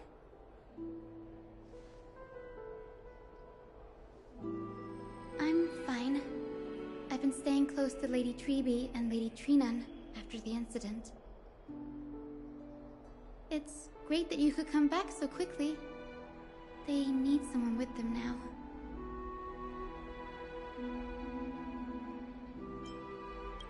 Yes. We witnessed her final moments. I tried to treat her immediately, but even the sky's blessings. Declaring her death was the hardest thing I've ever had to do as a doctor.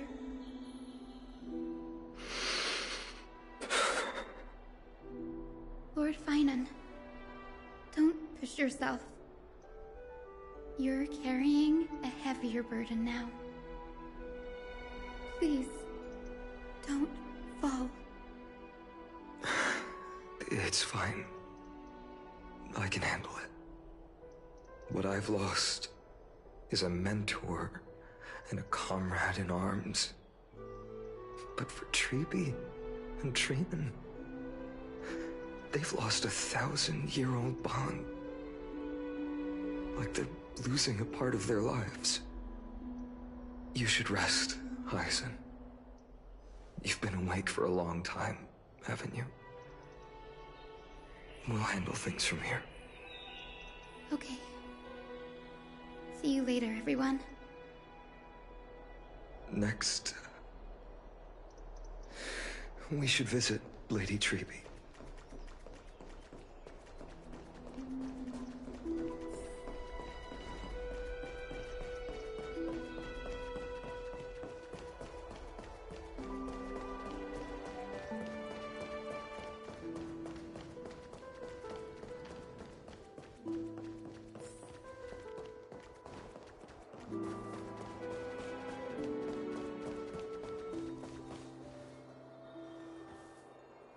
Snowy. Little Gray. You're back. Lady Treby, Snowy, don't. Please don't apologize to us. You went to the grove to prepare yourself for the threats to Akama. You didn't do anything wrong, so don't be hard on yourself. We were always by Aggie's side throughout this long journey, so we understood her thoughts better than anyone. She knew she wouldn't see the end of the Flame Chase journey, yet she gave everything without hesitation. For the future of everyone.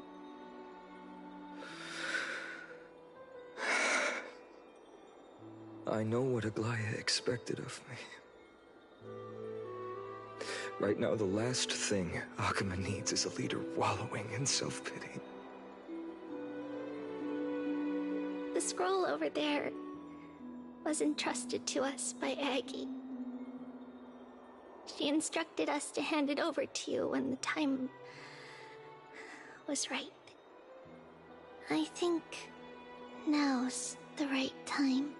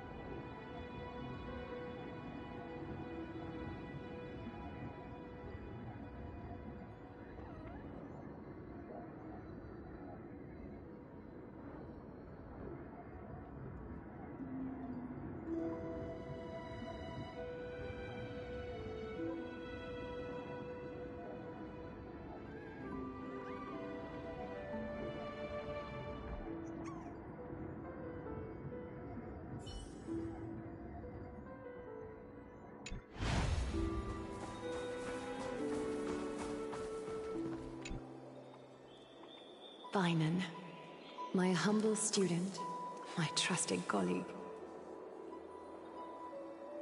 As I write this, you are locked in a battle of words with the Council of Elders, fighting for the survival of the Flame Chase journey on a battlefield where the smoke of war is invisible. I deeply regret and feel guilty for hastily pushing you and the Trailblazer into the debate. But please forgive me. At that moment, I could not afford to show any sign of weakness before you, as it would have crushed your morale. I considered the debate a routine affair, assuming I could win merely with the support and experience we'd accumulated over centuries. But I underestimated Kindness and her party's cunning, and also the deterioration of my own senses. The trap was likely set by the debater Calictus. he had prepared a severed golden thread in advance, revealing it to the public when Kindness was faltering in the debate. He claimed I was reading everyone's thoughts with the golden thread to cheat in the debate. I could have countered that low tactic in 100 ways, but my words slipped out before I could even think about them. With deceitful scoundrels like you in the crowd, I have no choice but to rely on the golden thread to keep watch over everything in this holy city. You can imagine the reaction that comment provoked. At that moment, I felt my time was running short. The divinity in this body might be eternal, but that is not the essence of me. I am a daughter of humanity, born of my mother, and I will die as a human. Realizing that my humanity was fading, I began to plan my exit. What kind of departure would not waste such a belated death? I have yet to find the ideal answer. But I knew I couldn't simply fade away in my sleep like anyone else. The serpents have always lurked in the darkness, terrified of their heads being cut off by the golden thread. If my departure were to be calm and uneventful, it would only lead to a swarm of those serpents emerging from their nests. Regrettably, a peaceful death is a luxury I cannot afford. I must feign weakness deliberately to make those serpents lose patience and act rashly. Just as they think they've struck and sunk their fangs into my heels, that's when I'll strike back, igniting the final blaze to burn away the threats hidden in the shadows. The blaze soaring into the sky might sow fear and confusion, but I have no worries about people losing their way. After all, Arkema still has you to guide them, Finan. You're not perfect, Finan. I've witnessed your confusion, recklessness, and deep sensitivity, dawn after dawn. The heavy burdens of your past have always weighed you down, inflicting deep pain. Yet, in your way, you are perfect. You embrace everyone's imperfections, always ready to find the precious qualities hidden beneath their rough exteriors. Unconditionally. That might be what sets our Sky Father Kefili apart from other deities. They recognize the imperfections in their creations, yet still choose to shine their light on them, offering protection with unconditional love. Finan, while you zealously pursued strife, believing it to be your destined path, from the very beginning, my thoughts have never changed. You are the destined world-bearer of Amphorius, the gate to Amphorius's future. Go, complete the flame-chase journey of the prophecy, ignite the stars, and inspire hope in the hearts of humanity. I will be waiting at the end of the West Wind, looking forward to the miracle you will create.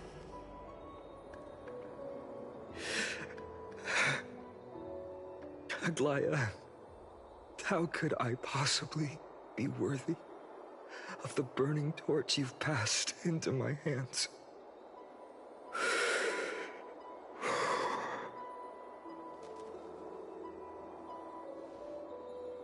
Dalang, can you do me a favor?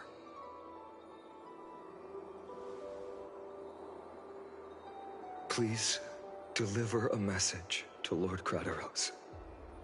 Have him gather the Holy City guards and the Kremnoans to spread the word from door to door. At the lucid hour tomorrow, Finan will speak at the Marmorial Palace.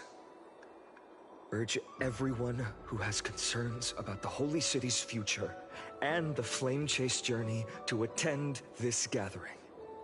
Tell them Aglaya has left Amphorius the seeds of hope. Thank you. It's been a harrowing day for everyone. Please make sure to rest well and collect your thoughts. I need to prepare.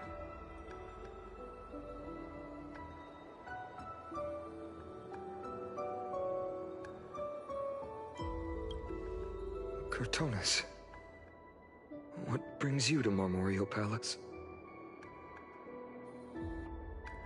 I planned to get everything settled before coming to see you. Is there something urgent, Cortonis? How are you holding up, I wanted to see. Better than I expected, you seem. There's no room for doubt anymore. It's time to take action and show everyone that the leadership of the Chrysos heirs is still strong. Right, your assessment is. Now, here. Take this. Is this it? You've completed it. Dawnmaker. The name I've chosen for it. Before dawn, prepare for battle. For tomorrow, wield your sword. Befits your stature, it does. Chrysos heir. Dawnmaker. Unbelievable. You've never seen that black-clad swordmaster. Yet you've recreated this so precisely, just from what I described. Precise, your description. Imbued it with the power of dawn I already have. Guided by your will, gleam with golden flames, its blade will. Wield it, may triumph always be yours. Thank you, Cortonis. I will use this sword to protect the beings of Amphorius. Another thing there is. What's this? Stored here, the remnants of Aglaya's divinity are.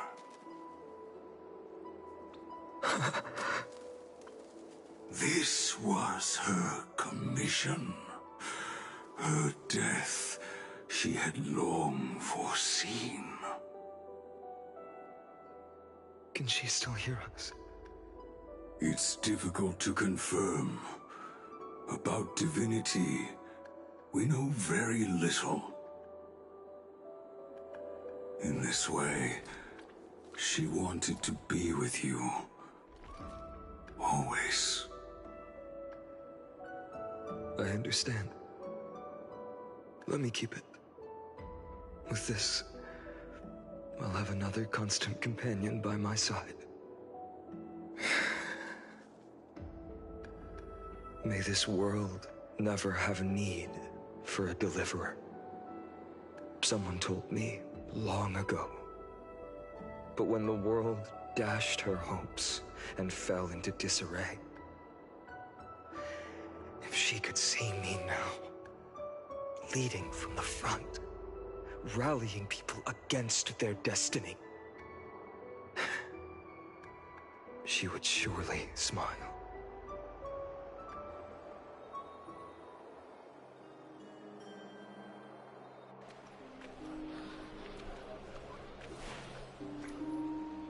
How will the Holy City continue without Lady Goldweaver? Look! Lord Finan is here.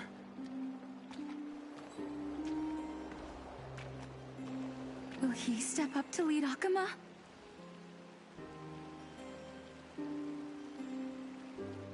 Not long ago, I spoke at the Citizens' Assembly at Dawncloud.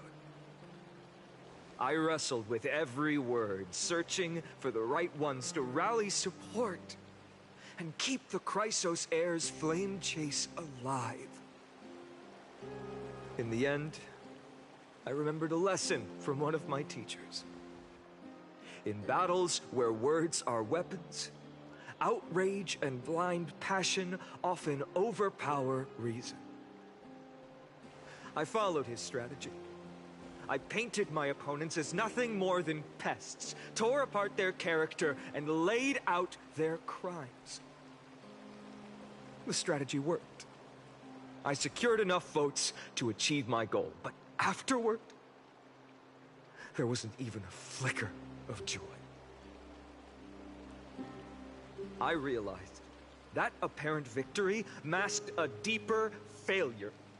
In my pursuit of success, I fueled division and strayed far from my very purpose that led me to the flame chase journey. This journey was supposed to unify, not divide, to strengthen us, not weaken us. It was the gold thread that mended our rifts in the past. Some saw it as a means of surveillance, a tool of control. But no one can deny that it was Aglaya who held this city and even this shattered world together. Now she is gone. Yes, as you have heard, the demigod Aglaya, who guarded the holy city for a millennium, has indeed fallen.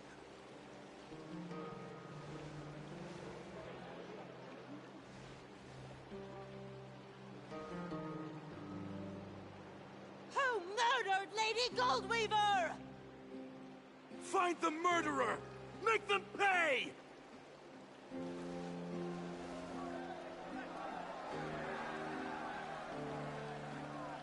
I felt the same as all of you initially. I wanted to stand here beside you, to condemn the sinners, to discuss retribution, and to see justice brought down upon them. But my perspective has changed.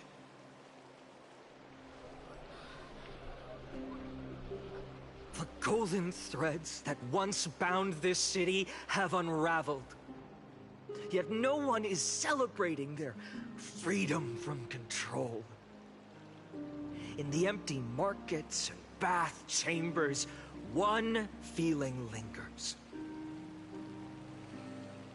Unease.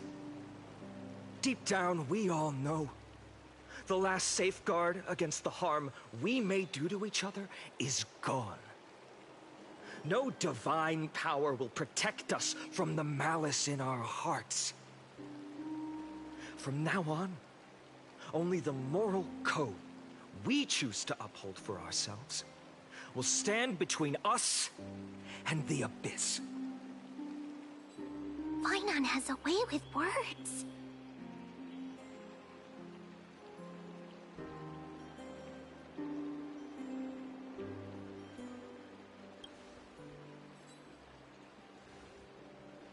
Oh, all right.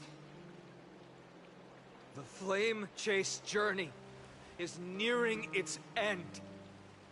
With only one Titan left for the Chrysos heirs to conquer. Aquila! Before I rise to the skies, I challenge you. Cast out the shadows and malice within your hearts. Let your spirit shine brighter than the sky itself. Let me bear witness. Even without the divine authority of romance, Akima will remain a sanctuary in these end times. A place for the kind people Aglaya dreamed of. The kind of people foretold in prophecy. A better people! Better people! Better people! Better people! Better people! Better people! Better people! I appreciate your willingness to accept the challenge. You have reminded me that Aglaya left me perhaps the simplest duty in the world. To bear the burden of creation, I need only to give one thing. It's a gift she once gave me without hesitation, and now I share it with each of you. Unshakable faith. There's still a long way to go before Amphorius is reborn. But we will not forget the past as we move forward. For the memories of Amphorius will always benefit future generations. Allow me this moment. I want to borrow a few minutes of your time to commemorate a demigod who protected the Holy City for a millennium. She was Akima's dressmaker, the leader of the Chrysos heirs, the Gold Weaver, Aglaya, and her greatest feat was being a selfless person.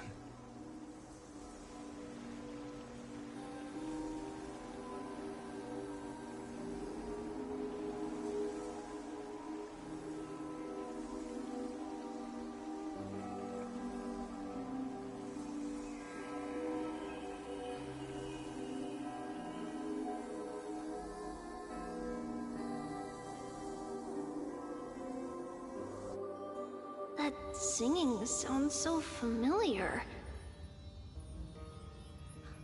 That's our song, and Snowy used to love it! Yes, Lady Trian. For that child filled with anxiety. Your songs always dispelled the clouds in my heart. Even if for just a moment. Snowy was so cute and kind when he was little. Now... you've grown so much. Maybe not as cute, but still just as kind. Time spares no one, so there's nothing we can do. But kindness, you helped nurture it in me. Don't mention it. Your light is as bright as ever. Keep it up and stay strong. See you, Snowy. Goodbye, Lady Trian. I heard what you said.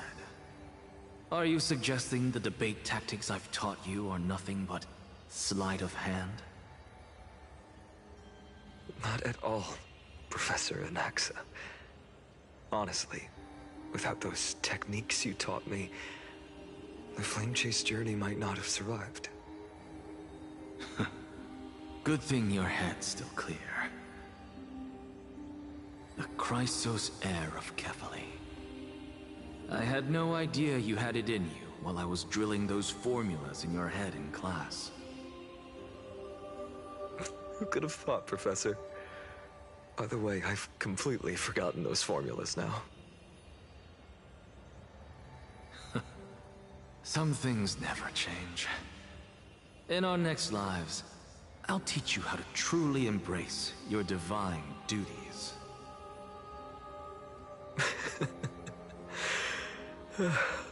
I'll be waiting. Goodbye, Professor Anaxa. Miss Castros? Aren't you going to say something? Lord Finan, you have always been so approachable. Ever since we first met, you've seen me as a friend. It was the first time I understood what everyday friendship was like. But that's dangerous.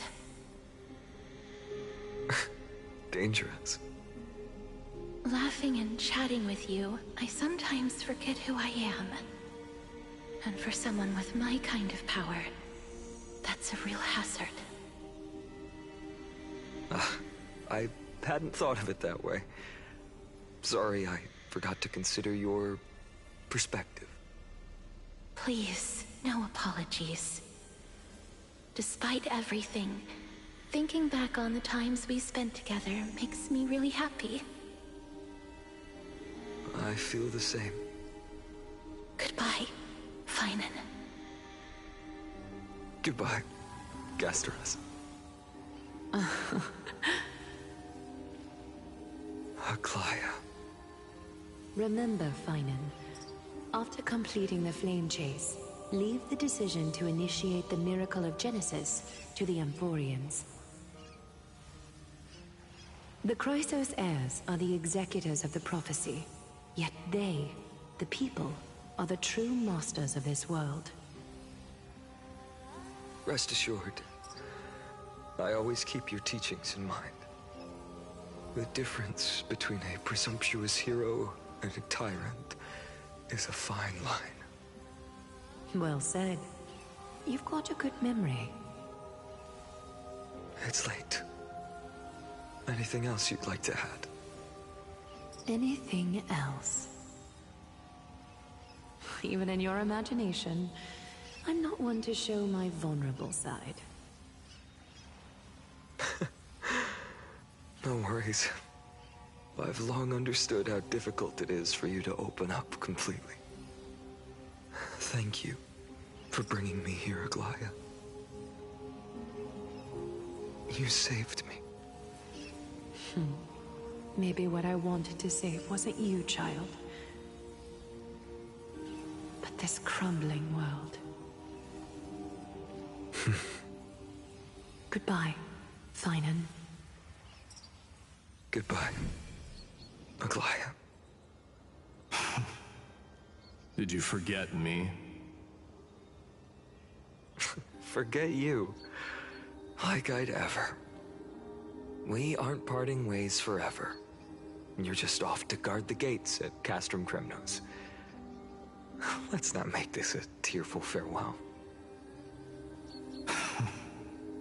You know just how to make a person uncomfortable. I have a feeling we'll meet again in this lifetime. Let's have another showdown then.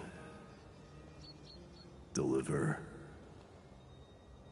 That's very confident of you. I've changed since then. Have you seen this sword? It's a masterpiece freshly forged by Cartonis. A bold statement for a mere mortal who hasn't yet claimed the power of a titan. See you around.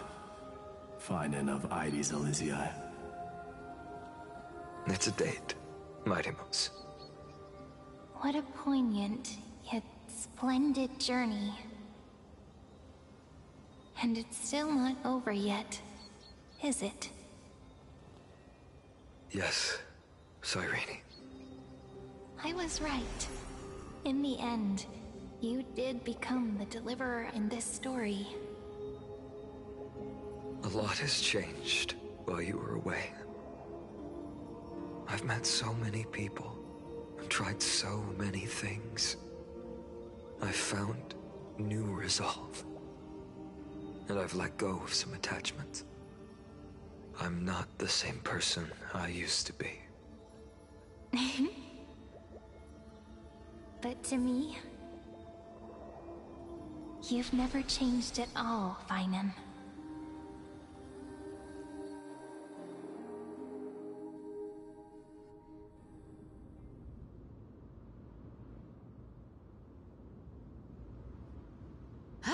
Dawn Cloud. This place holds so many different kinds of memories. I remember you could see the Gold Weaver sign from here, all the way down the mountain. But my eyes aren't what they used to be 1,000 years ago.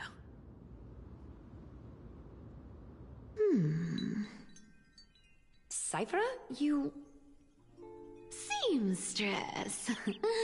Tell me, Does Akama have any treasures so rare that not even your... I mean, our shop has seen? Of course it has. I heard there's a gem of all worlds hidden somewhere in Dawn Cloud. Apparently, it's a piece that fell out of the Dawn device. It's truly a priceless treasure, being a part of Kefali's divine body.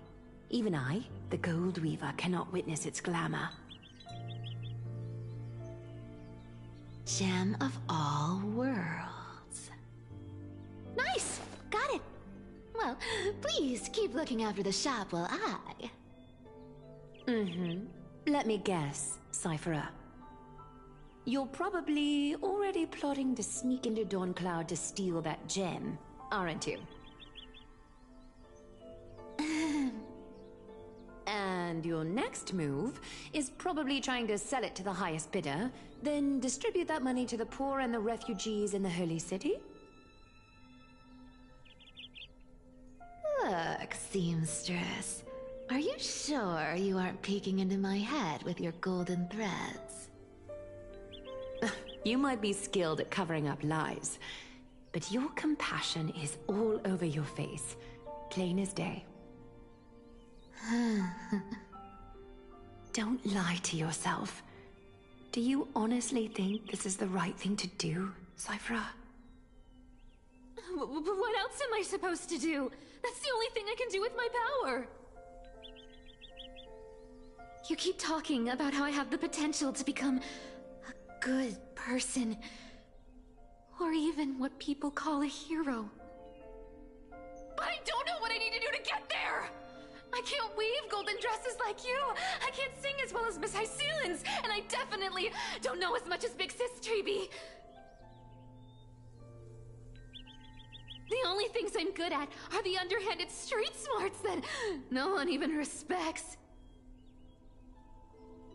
But I still want to be worthy of you.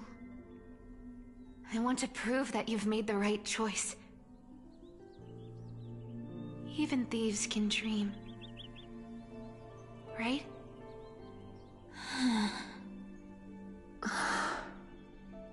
I know, Cypherer. I know. You are justified in your anger. Destiny is never fair. And your path is doomed to be even worse than everyone else's. You are fated to walk in the dark and bear the world's misunderstanding in this journey. But you have to believe that everyone in this world is unique in their own way. I am convinced that you're the only one who can bear the authority of trickery, even if you have to contend with the legendary 300 master thieves of Dolos. Aglaya. I just want everyone to believe that the world is beautiful, and that everyone is simple and kind. If only I could get everyone to believe that. Would that lie become reality? If enough people believed in it, even though it's a lie. Lies will always be lies, Cypherer. But sometimes they can be more noble than the truth. Huh. Are you really planning to just stand there forever? Honestly, sneaking around doesn't suit you, Deliverer.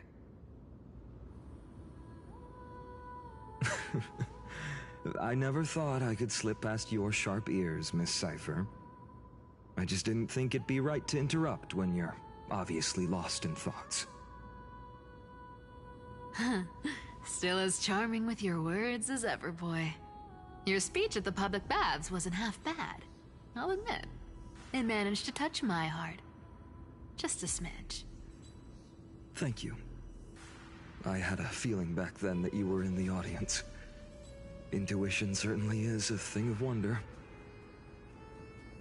Oh, and you didn't call me out on the spot. You waited all this time to tell me. Well, I thought you'd need some time to yourself. After she passed away.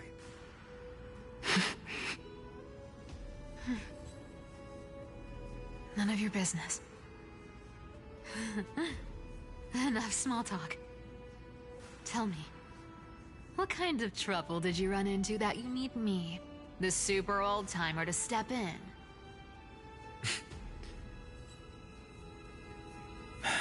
We've only met a couple of times, but you've always gone straight to business. I respect that about you, old-timer, so I'll cut to the chase. You're probably aware that Aglaya has earned the support of the entire city for the Chrysos heirs. Everyone believes that she died at the hands of council members who were against the flame chase, and the citizens' fury has been dragging these schemers out of the shadows one by one. But they didn't get everybody. To this day, we still haven't found Elder Kynus, the leader of the Cleaners. I see. You're afraid she'll do something wild now that she's pushed into a corner, aren't you? Yes.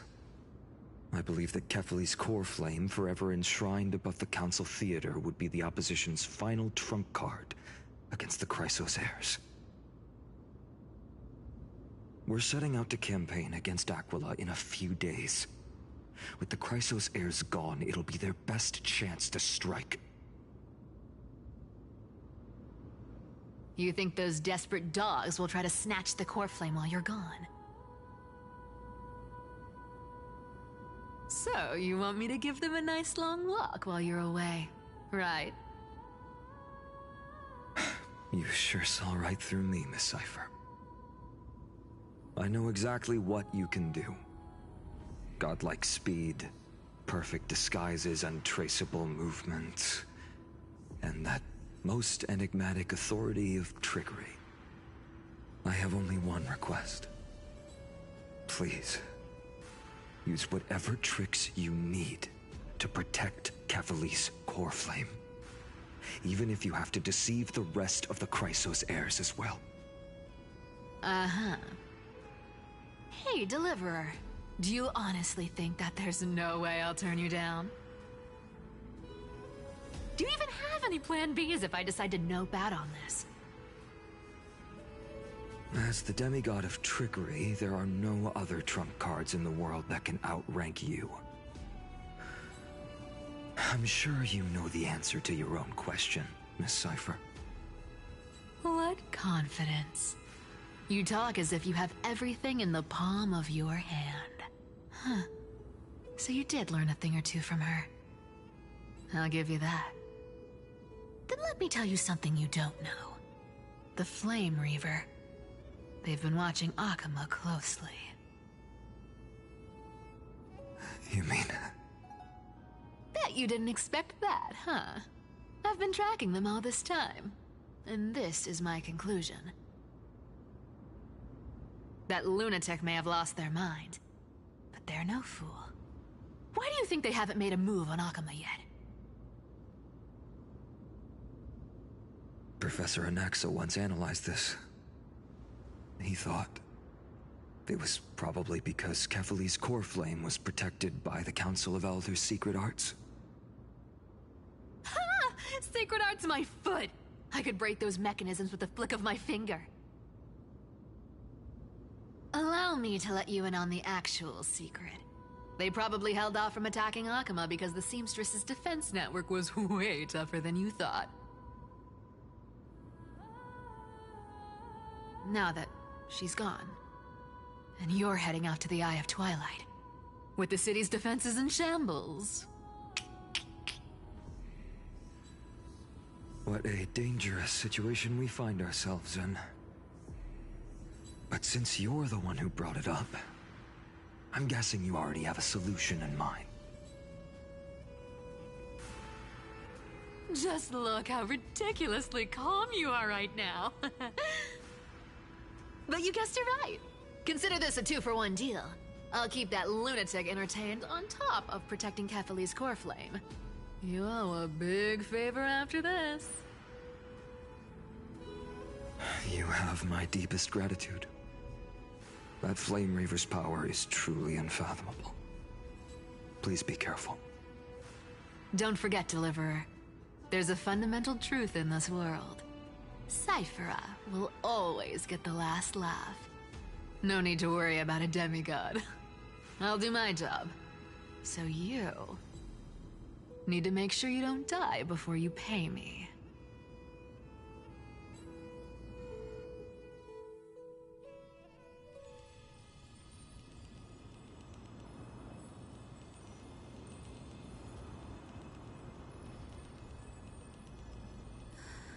I'm back. I've been trying to stay away from here since the Black Tide destroyed the grove. And through that, stay away from the memories that might make me sad. But the wind keeps pulling me back. Maybe that's the Twilight Courtyard's duty, after all.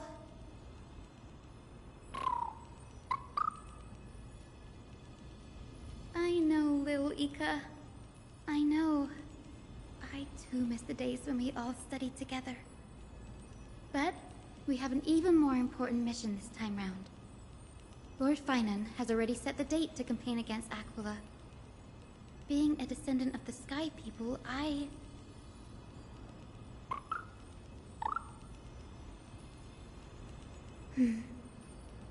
You're right.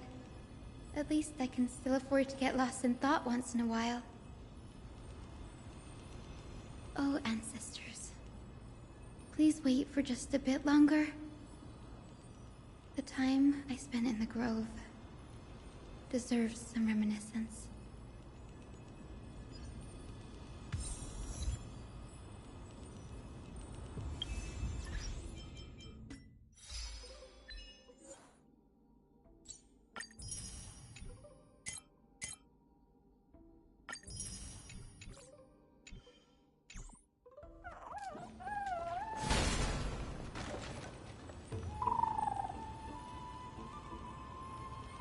This was where Professor Anaxa gave us the lesson.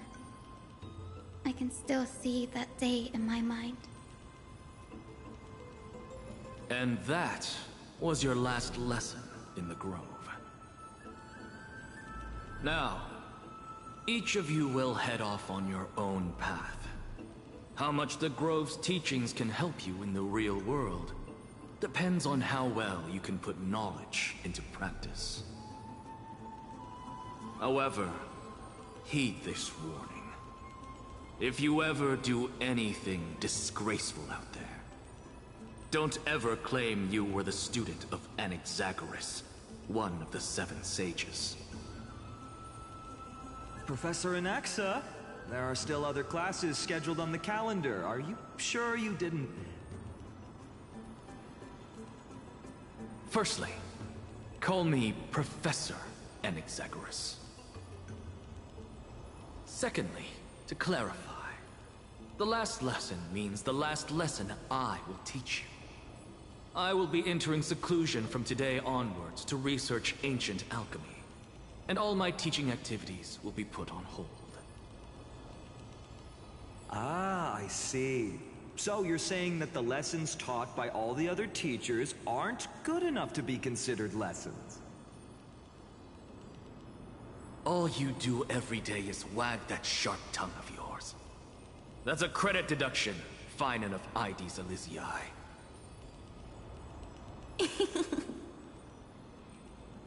I have nothing left to say. Next. Please wait, Professor. According to the Grove's protocols for a cohort's final class, the lecturer should take some time in that lesson to discuss the students' post-graduation aspirations with them and guide them toward a solid path. Surely you can't skip such a crucial step, Professor.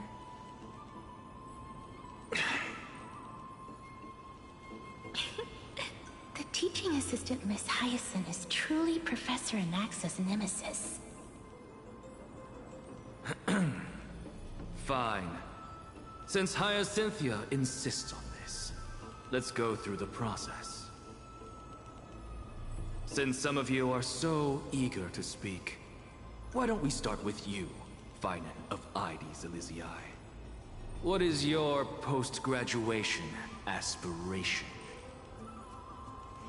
Me? Well, it's not exactly an aspiration, but the only thing I want to do is to protect the people I care about. I see. So you want to be a hero? How boring. Next. I didn't say...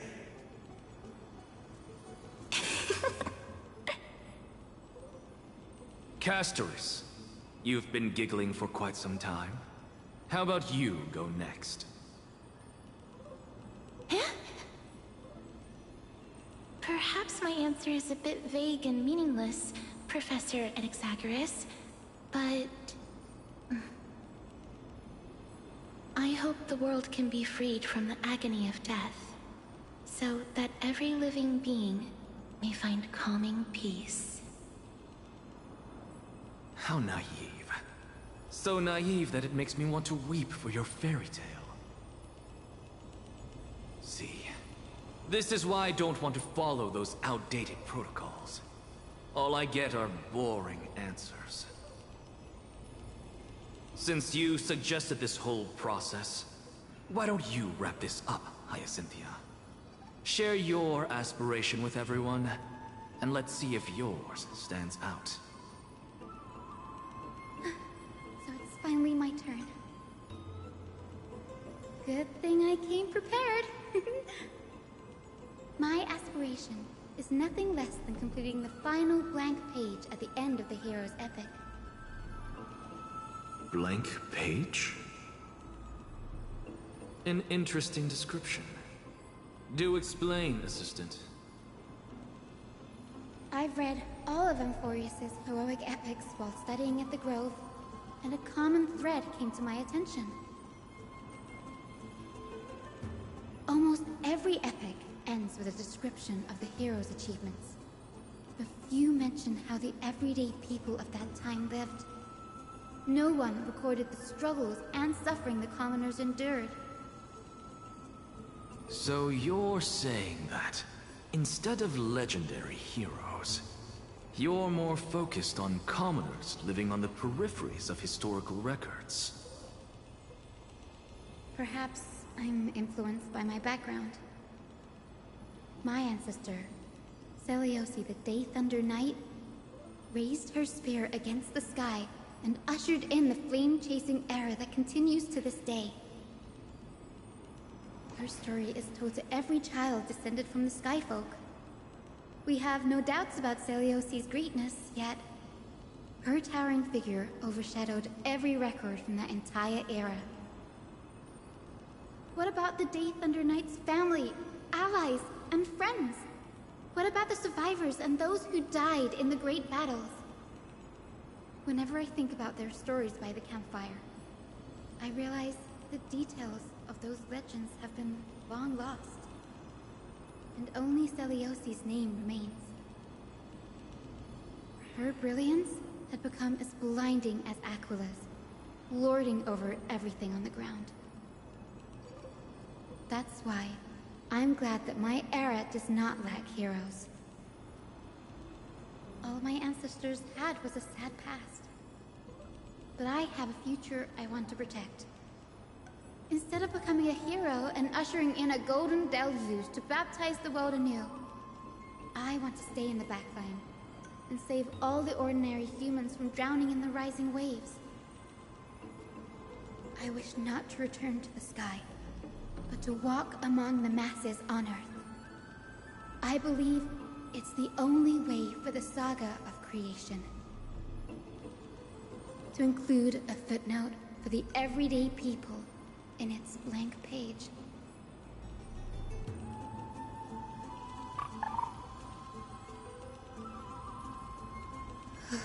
I'm getting embarrassed from remembering how I said all that. But my beliefs have never changed. Now I really have a chance to stay behind the hero's frontline and realize my dream.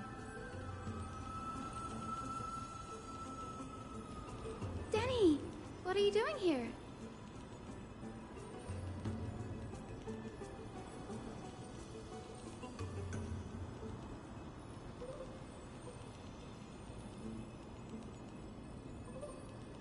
You guessed it. To reach Akula's realm in the sky, descendants of the Sky People must perform a bloodline ceremony, summon the spirits of our ancestors, and get their blessings. That's the only way for creatures on Earth to forge the rainbow bridge to the sky. And the soul of the first ancestor I want to see is here in the grove.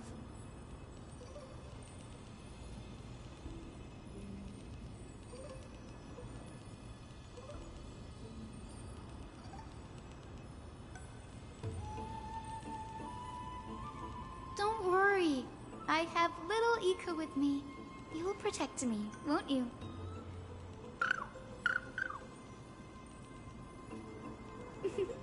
Good, Ika. Well, what brings you here, Danny?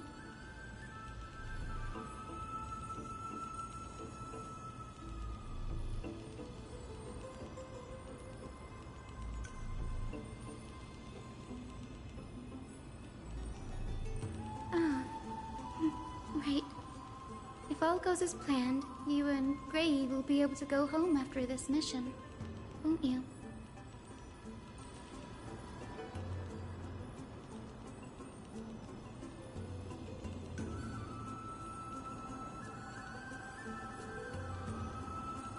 Oh?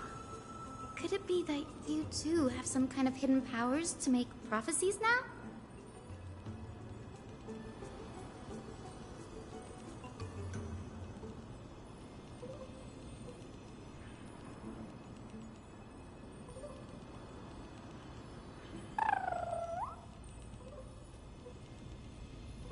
No, I didn't understand that either, little Ika.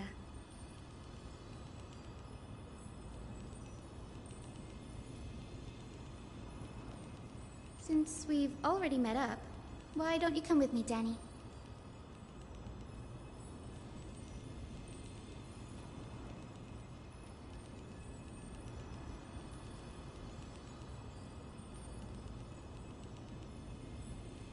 That's the dependable express guard for you. So, shall we get going?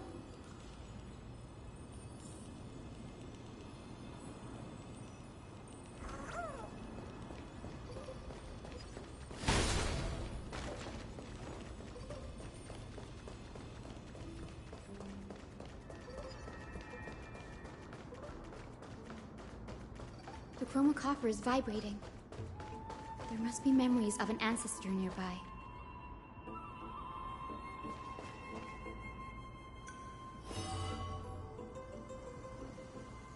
This is the divine object of the Sky People, the chroma coffer.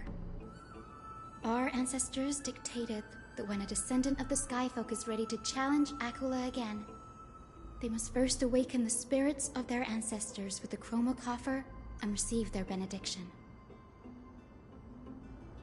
Only after this can the chosen Skyfolk reascend to the heavens.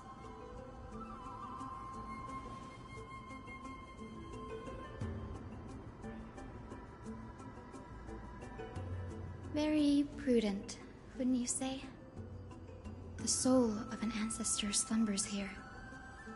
Now, I will awaken them.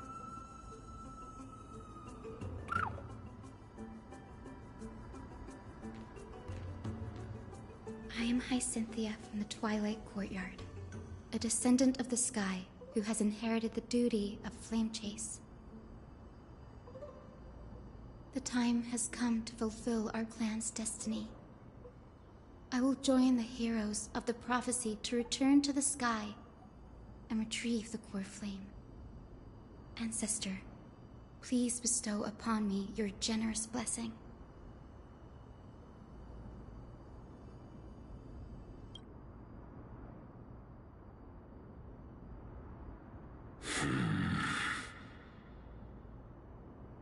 Who has awakened me?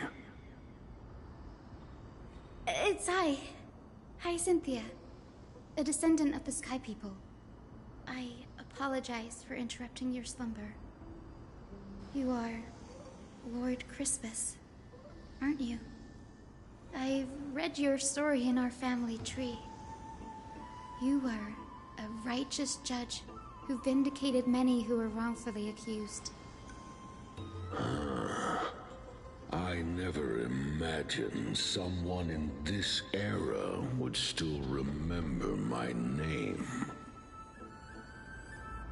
So, our bloodline and duty have continued to this distant age. Indeed, it has. I have awakened you in the hope of receiving your blessing. For the Flame Chase journey is nearing its perfect conclusion, and retrieving the core flame of Aquila is the final challenge the heroes will face. Perfect conclusion. Hyacinthia, you look very young, and you do not have the bearings of a warrior who can contend with a titan. How can you convince me that this blessing will not turn into a curse, leading a child like you to your demise? 1,000 years ago, Celiosi, who conquered the skies, left behind legends and a will, entrusting the mission to return the Sky Titan's core flame to her descendants, to people like you and me. Though I'm not a warrior, I will not turn away from the mission that has flowed through our blood for 1,000 years.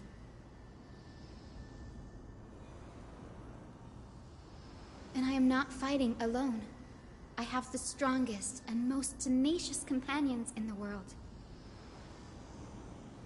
Amphorius is in an era brimming with heroes. The burden of retrieving Aquila's core flame no longer rests solely on the shoulders of the chosen Skyfolk.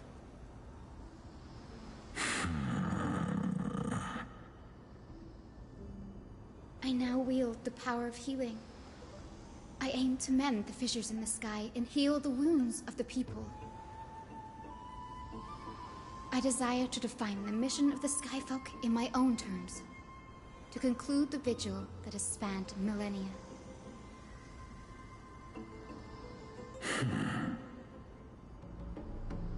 I sense resilience in your words.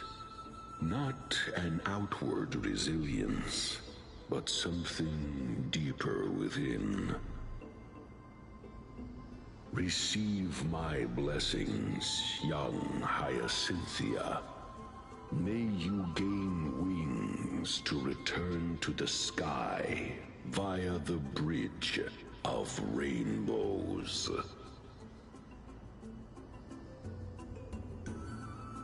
Thank you for your trust, Lord Crispus.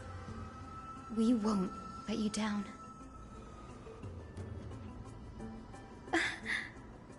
Thank you. My ancestors were all pretty strong-willed people. It won't be easy convincing them. I've run through these upcoming conversations in my head more times than I can count.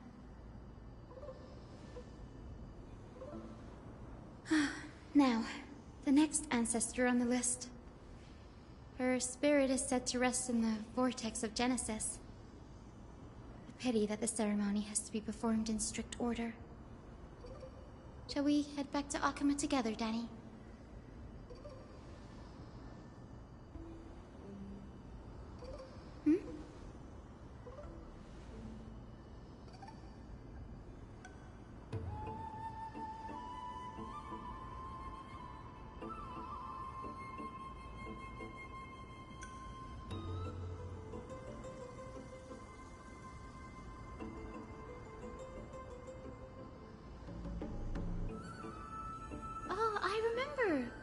I didn't expect you to keep at it this long.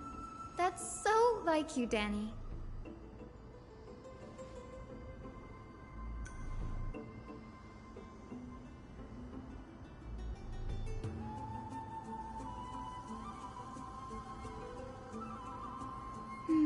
That makes sense. Bagusa was always described as a fickle titan in the myths. Since you're offering, then let me put your skills to the test, Danny.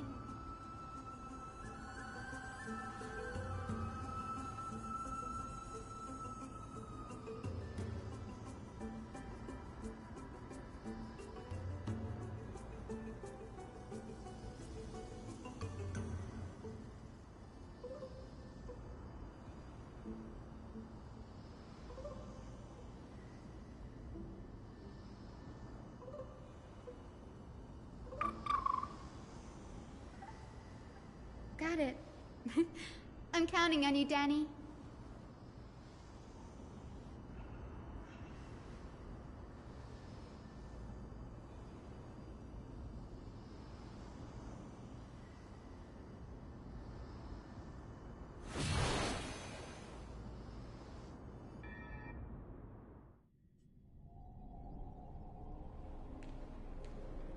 The vortex of Genesis. Unbelievable. Danny is full of surprises. But this does feel way more disorienting than the ritual basin. Wait, is Lady Treepy here too? And who is that next to her? Oh, I think I know who that is. Do you have to go already, Saifi? It's been ages since you were last in Akama. You could have taken some time to rest, and we could have caught up. That's alright, big sister Treeby. I've gotten used to life on the road. Staying in this bustling city actually feels off. Besides, your prize student gave me an incredibly tough mission to handle. Cut Snowy some slack, Saifi. He's still so young, yet he's shouldering all the responsibilities Aggie left behind. Besides, Snowy's not the kind to ask for help lightly. Since he came to you, it means you're the best person for the job. You really spoil him, big sis Treeby. Guess I'm past the age for someone to look after me. Saifi. Just kidding. I get it. That deliverer boy does have a certain charisma about him. It reminds me of Aglaia in her prime. Anyway, I'm about to head out. Oh, big sis Treeby. Before I go, got a little gift for you. Well, didn't expect you to be so thoughtful. What's in it? That's a part of the game too. If you want to see the full picture of what's inside, you'll have to wait until nightfall. A gift with a mysterious twist? Seriously? Huh? Looks like we have company. Lady Treeby, and this graceful lady must be Miss Cypher. I'm Hyacinthia from the Twilight Courtyard. Everyone calls me Hyacinth. Pleased to meet you. Bright and cheery as a lamp. Well, hello there, pink child. I'm Cyphera from the long-fallen city-state of Dolos. As for the rest, it's all in the history books, so I don't need to repeat it here. So, you're from the Twilight Courtyard. Does that mean...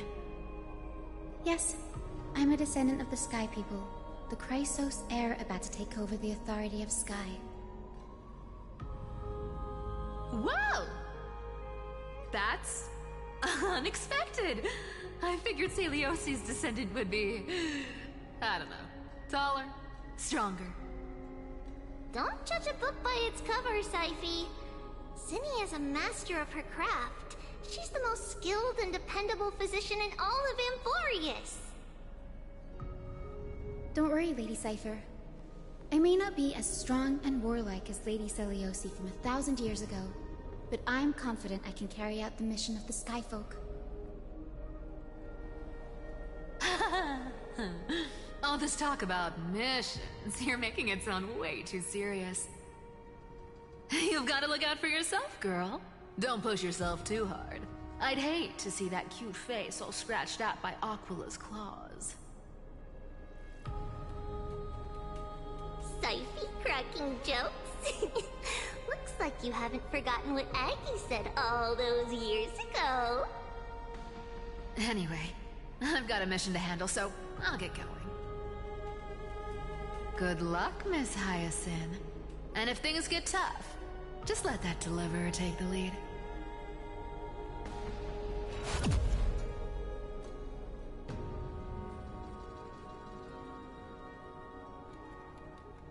Miss Cypher is in such a hurry. Don't worry, she's always been like that. It's good to have her back in Akama lending a hand. Oh, well, enough about her for now. You're here because of your mission, aren't you, Cinny? It's the perfect opportunity for me to go and tuck Siphy's gift away somewhere safe. The Vortex of Genesis is all yours.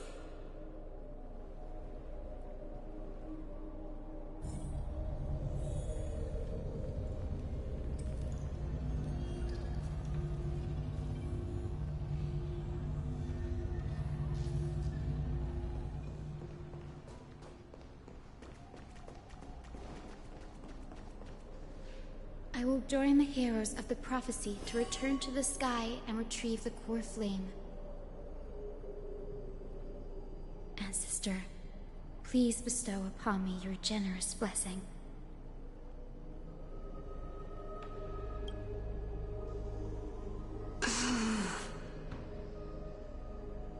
Child, what brings you before me? Could it be you're a descendant of the Sky People? Yes, I am Hyacinthia of the Twilight Courtyard, the successor of the Sky People's flame chase duty. You must be Gem Electra. Legend has it that during the Chrysos War, you led our people to ally with Akama and held back the Kremnoan forces. It was your victory that earned the Sky People a place in the Holy City. Hyacinthia, you seem well versed in our clan's history. And this is the Vortex of Genesis? It is. Look, 10 stars have already been lit. The Chrysos heir's flame-chased journey is nearing its end. Are those the core flames of Fagusa and Giorios? Does that mean Hycelans and the Mountain Dwellers successfully carried out their duty? As fellow pillars of Amphorius, who would have thought that Sky's duty could only be fulfilled after 1,000 years? It's because Sky shelters all beneath it. If it were to shatter, the world would fall apart with it. That's why Lady Aglaya made the core flame of Aquila the final step in our campaign. Aglaya? Is she still on the flame chase journey after 1,000 years? Unfortunately, she has recently left us. But you're right. She was indeed still guiding the Chrysos heirs forward. Incredible. That girl actually managed to endure the merciless erosion of time, and lasted for so long. Answer me, Hyacinthia. Since you recognize me, you must have also read my writings, no? Every record regarding my lineage is etched in my memory, including your words. In that case, you're probably aware of the prophecy I sought from a certain Trebios. Yes. At the end of the Rainbow Bridge, the Sky Folk will mend dusk and dawn. But unfortunately, no ancestor has ever been able to truly decipher its meaning. I see. Yet, Trebios's prophecies never fail. Perhaps you'll be the one to witness its fulfillment, child. May the prophecy lead you to a gentle fate. Thank you, Lady Ektra. Whatever fate the prophecy holds, I'll face it head-on. It's only by giving everything we have that we can truly accept any outcome with a smile. Won't you agree? I like you, child.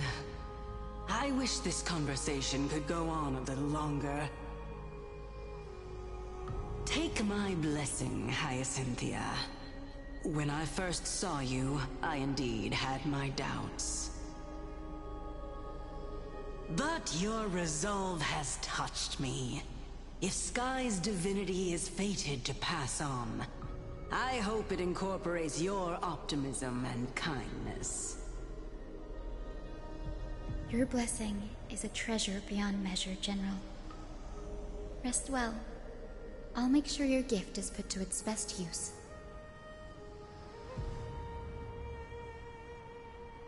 General Ektra is so different from how the records described her. She's quite a gentle person. All right, time to head back to the Grove. I shouldn't keep Danny and little Ika waiting.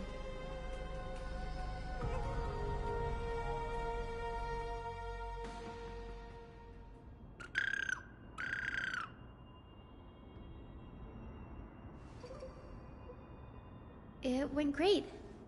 Your spirit water art was a huge help, Danny.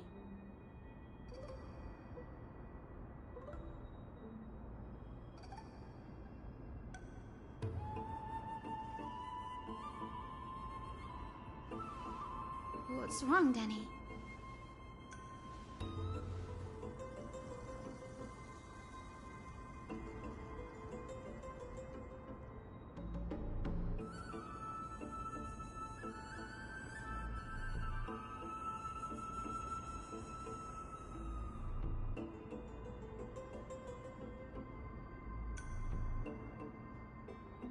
You've always been a bit of a sensitive soul, haven't you, Danny? Lady Trina deciphers countless prophecies every day, and this one's just another among many. Don't worry too much about it. Come on, Danny. Don't look so gloomy. We're gonna have to take a long trip for the final visit to the ancestors.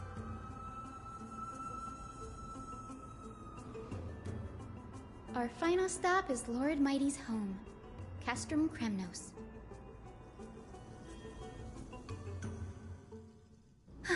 We're here. This is it. Lord Mighty has been fighting the Black Tide here, alone day after day. I'm worried about him.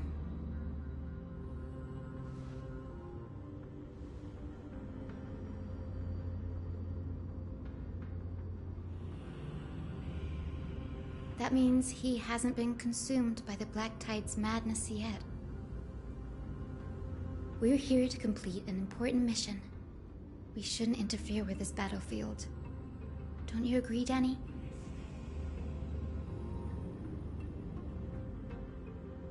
There. That sleeping spirit is my grandmother. Yes, my grandmother Jacintha was a warrior. She represented the Twilight Courtyard in the Kremnos Festival. She fought her way through every challenge and reached the final stage of the Kremnos Festival. She was just one step away from securing a peace treaty for the Skyfolk, but was ultimately defeated by the champion warrior of that time. I've never looked too deeply into the details of such ritualistic violence.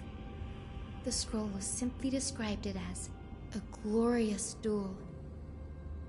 But behind the glorious duel was a tragic end. Not long after the festival, my grandmother's injuries worsened, and she passed away far from home. This prophecy tablet was left here by the Kremnoans to honor her final wish. Her death marked the final collapse of the Twilight Courtyard, already fragile under the shadow of war.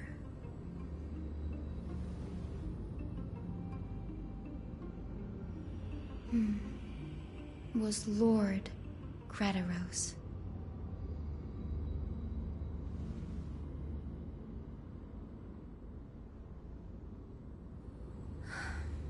Seeing him lying there, gravely wounded, bleeding out, I can't put what I felt at that moment into words.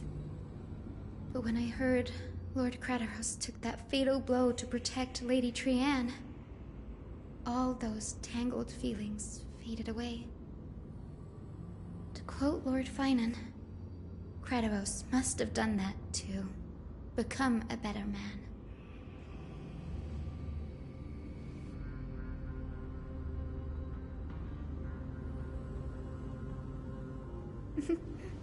You're getting better at this, Danny.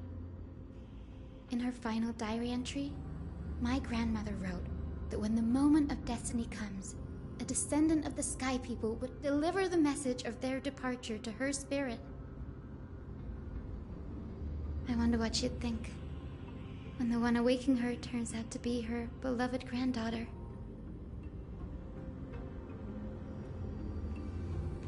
I will join the heroes of the prophecy to return to the sky and retrieve the core flame. Ancestor, please bestow upon me your generous blessing.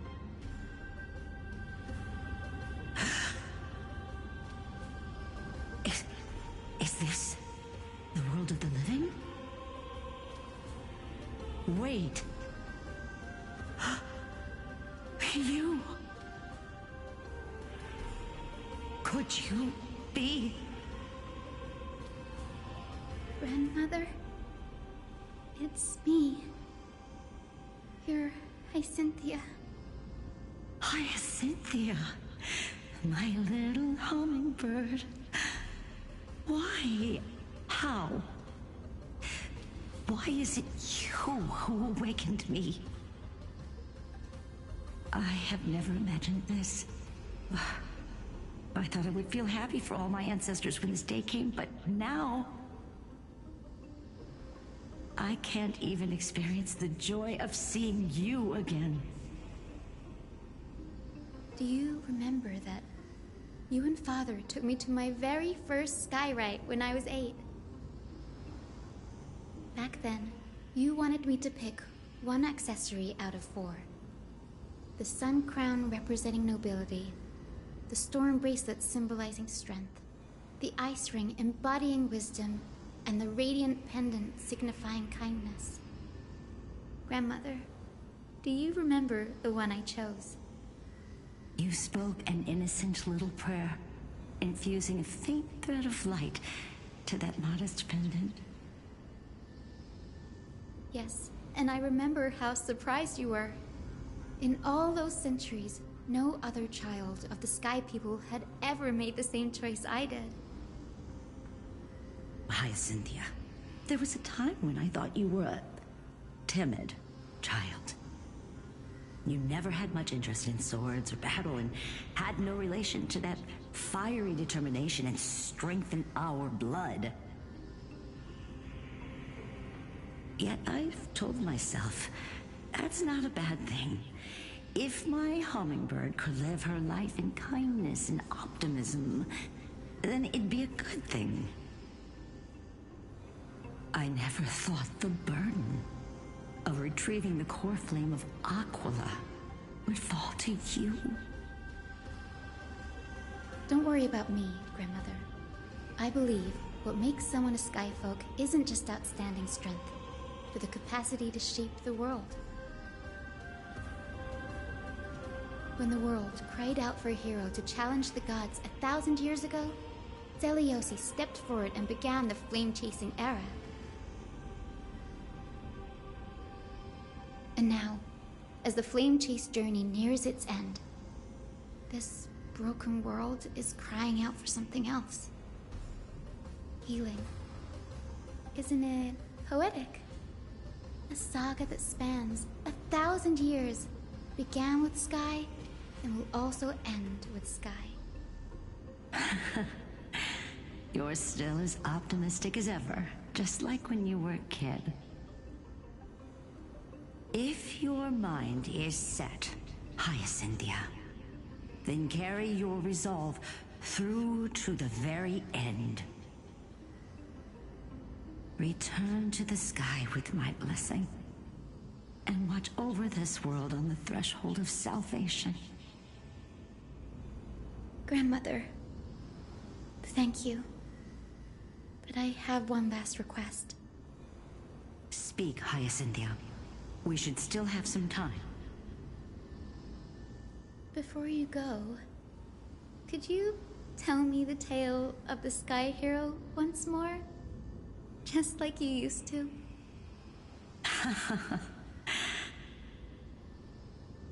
Then listen closely, my dearest hummingbird. After all, this will be the last time. For millennia, the Titans waged relentless wars, leaving the world scarred and ravaged. A century of the Chrysos War plunged the nations into chaos and decay. Until a spear, fueled by mortal rage, pierced through the smoke and flames that buried the prophecy of deliverance. Aquila, the celestial shaper, the 100-eyed divine bird crowned with the blazing sun and wielding thunder. Those struck blind in 99 eyes by Nikador, they kept one eye glaring at the children of Twilight who received divine blessing, yet turned their weapons against the gods. The Chrysos heir of the sky, Seliosi, the Day Thunder Knight, ascended the forbidden lands of the Eye of Twilight at dusk, clad in wings. To her left was the lion-headed Solibus the Sunlit Wings, whose roars breathed divine flames and scorched the world. To her right was the horse-bodied Lunibus, the Moonlit Plume, whose graceful steps trampled the stars in the heavens. The one warrior and her two beasts challenged the ruler of the sky, determined to seize the divine core flame through plunder. The Titans' every roar summoned lightning bolts, and their every movement stirred cyclones. The wounded Titan's blood poured down like boiling rain upon the world and converged into scalding torrents. In the final moments of battle, the sunlit wings set the Titan's wings aflame, while the moonlit plume sealed the divine body. The battered hero of the sky, with her wings broken and her body covered in wounds, struggled to lift her spear and pierced the last monstrous eye. The Titan's divine body crashed to the ground, and with it, the sky tore apart like fabric, about to fall with its god. The fear and pleas of mortals urged the hero of the sky to rise again. Seliosi, the Day Thunder Knight, the first of the Chrysos heirs to slay a god in this world, charged into the crumbling body of Aquila with her two fearless winged companions. She merged with the Titan, holding up the sky once more, only to leave behind a powerful message for the world. My descendants will be blessed and cross the Rainbow Bridge back to the sky.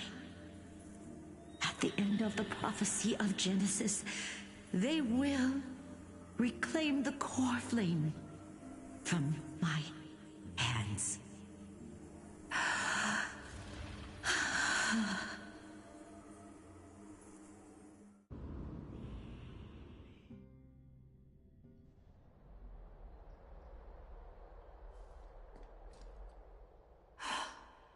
Today's the day. Wow, I didn't expect it to be so lively up here. Are these people here to send off the Chrysos heirs? There's Svinen. Let's go talk to him.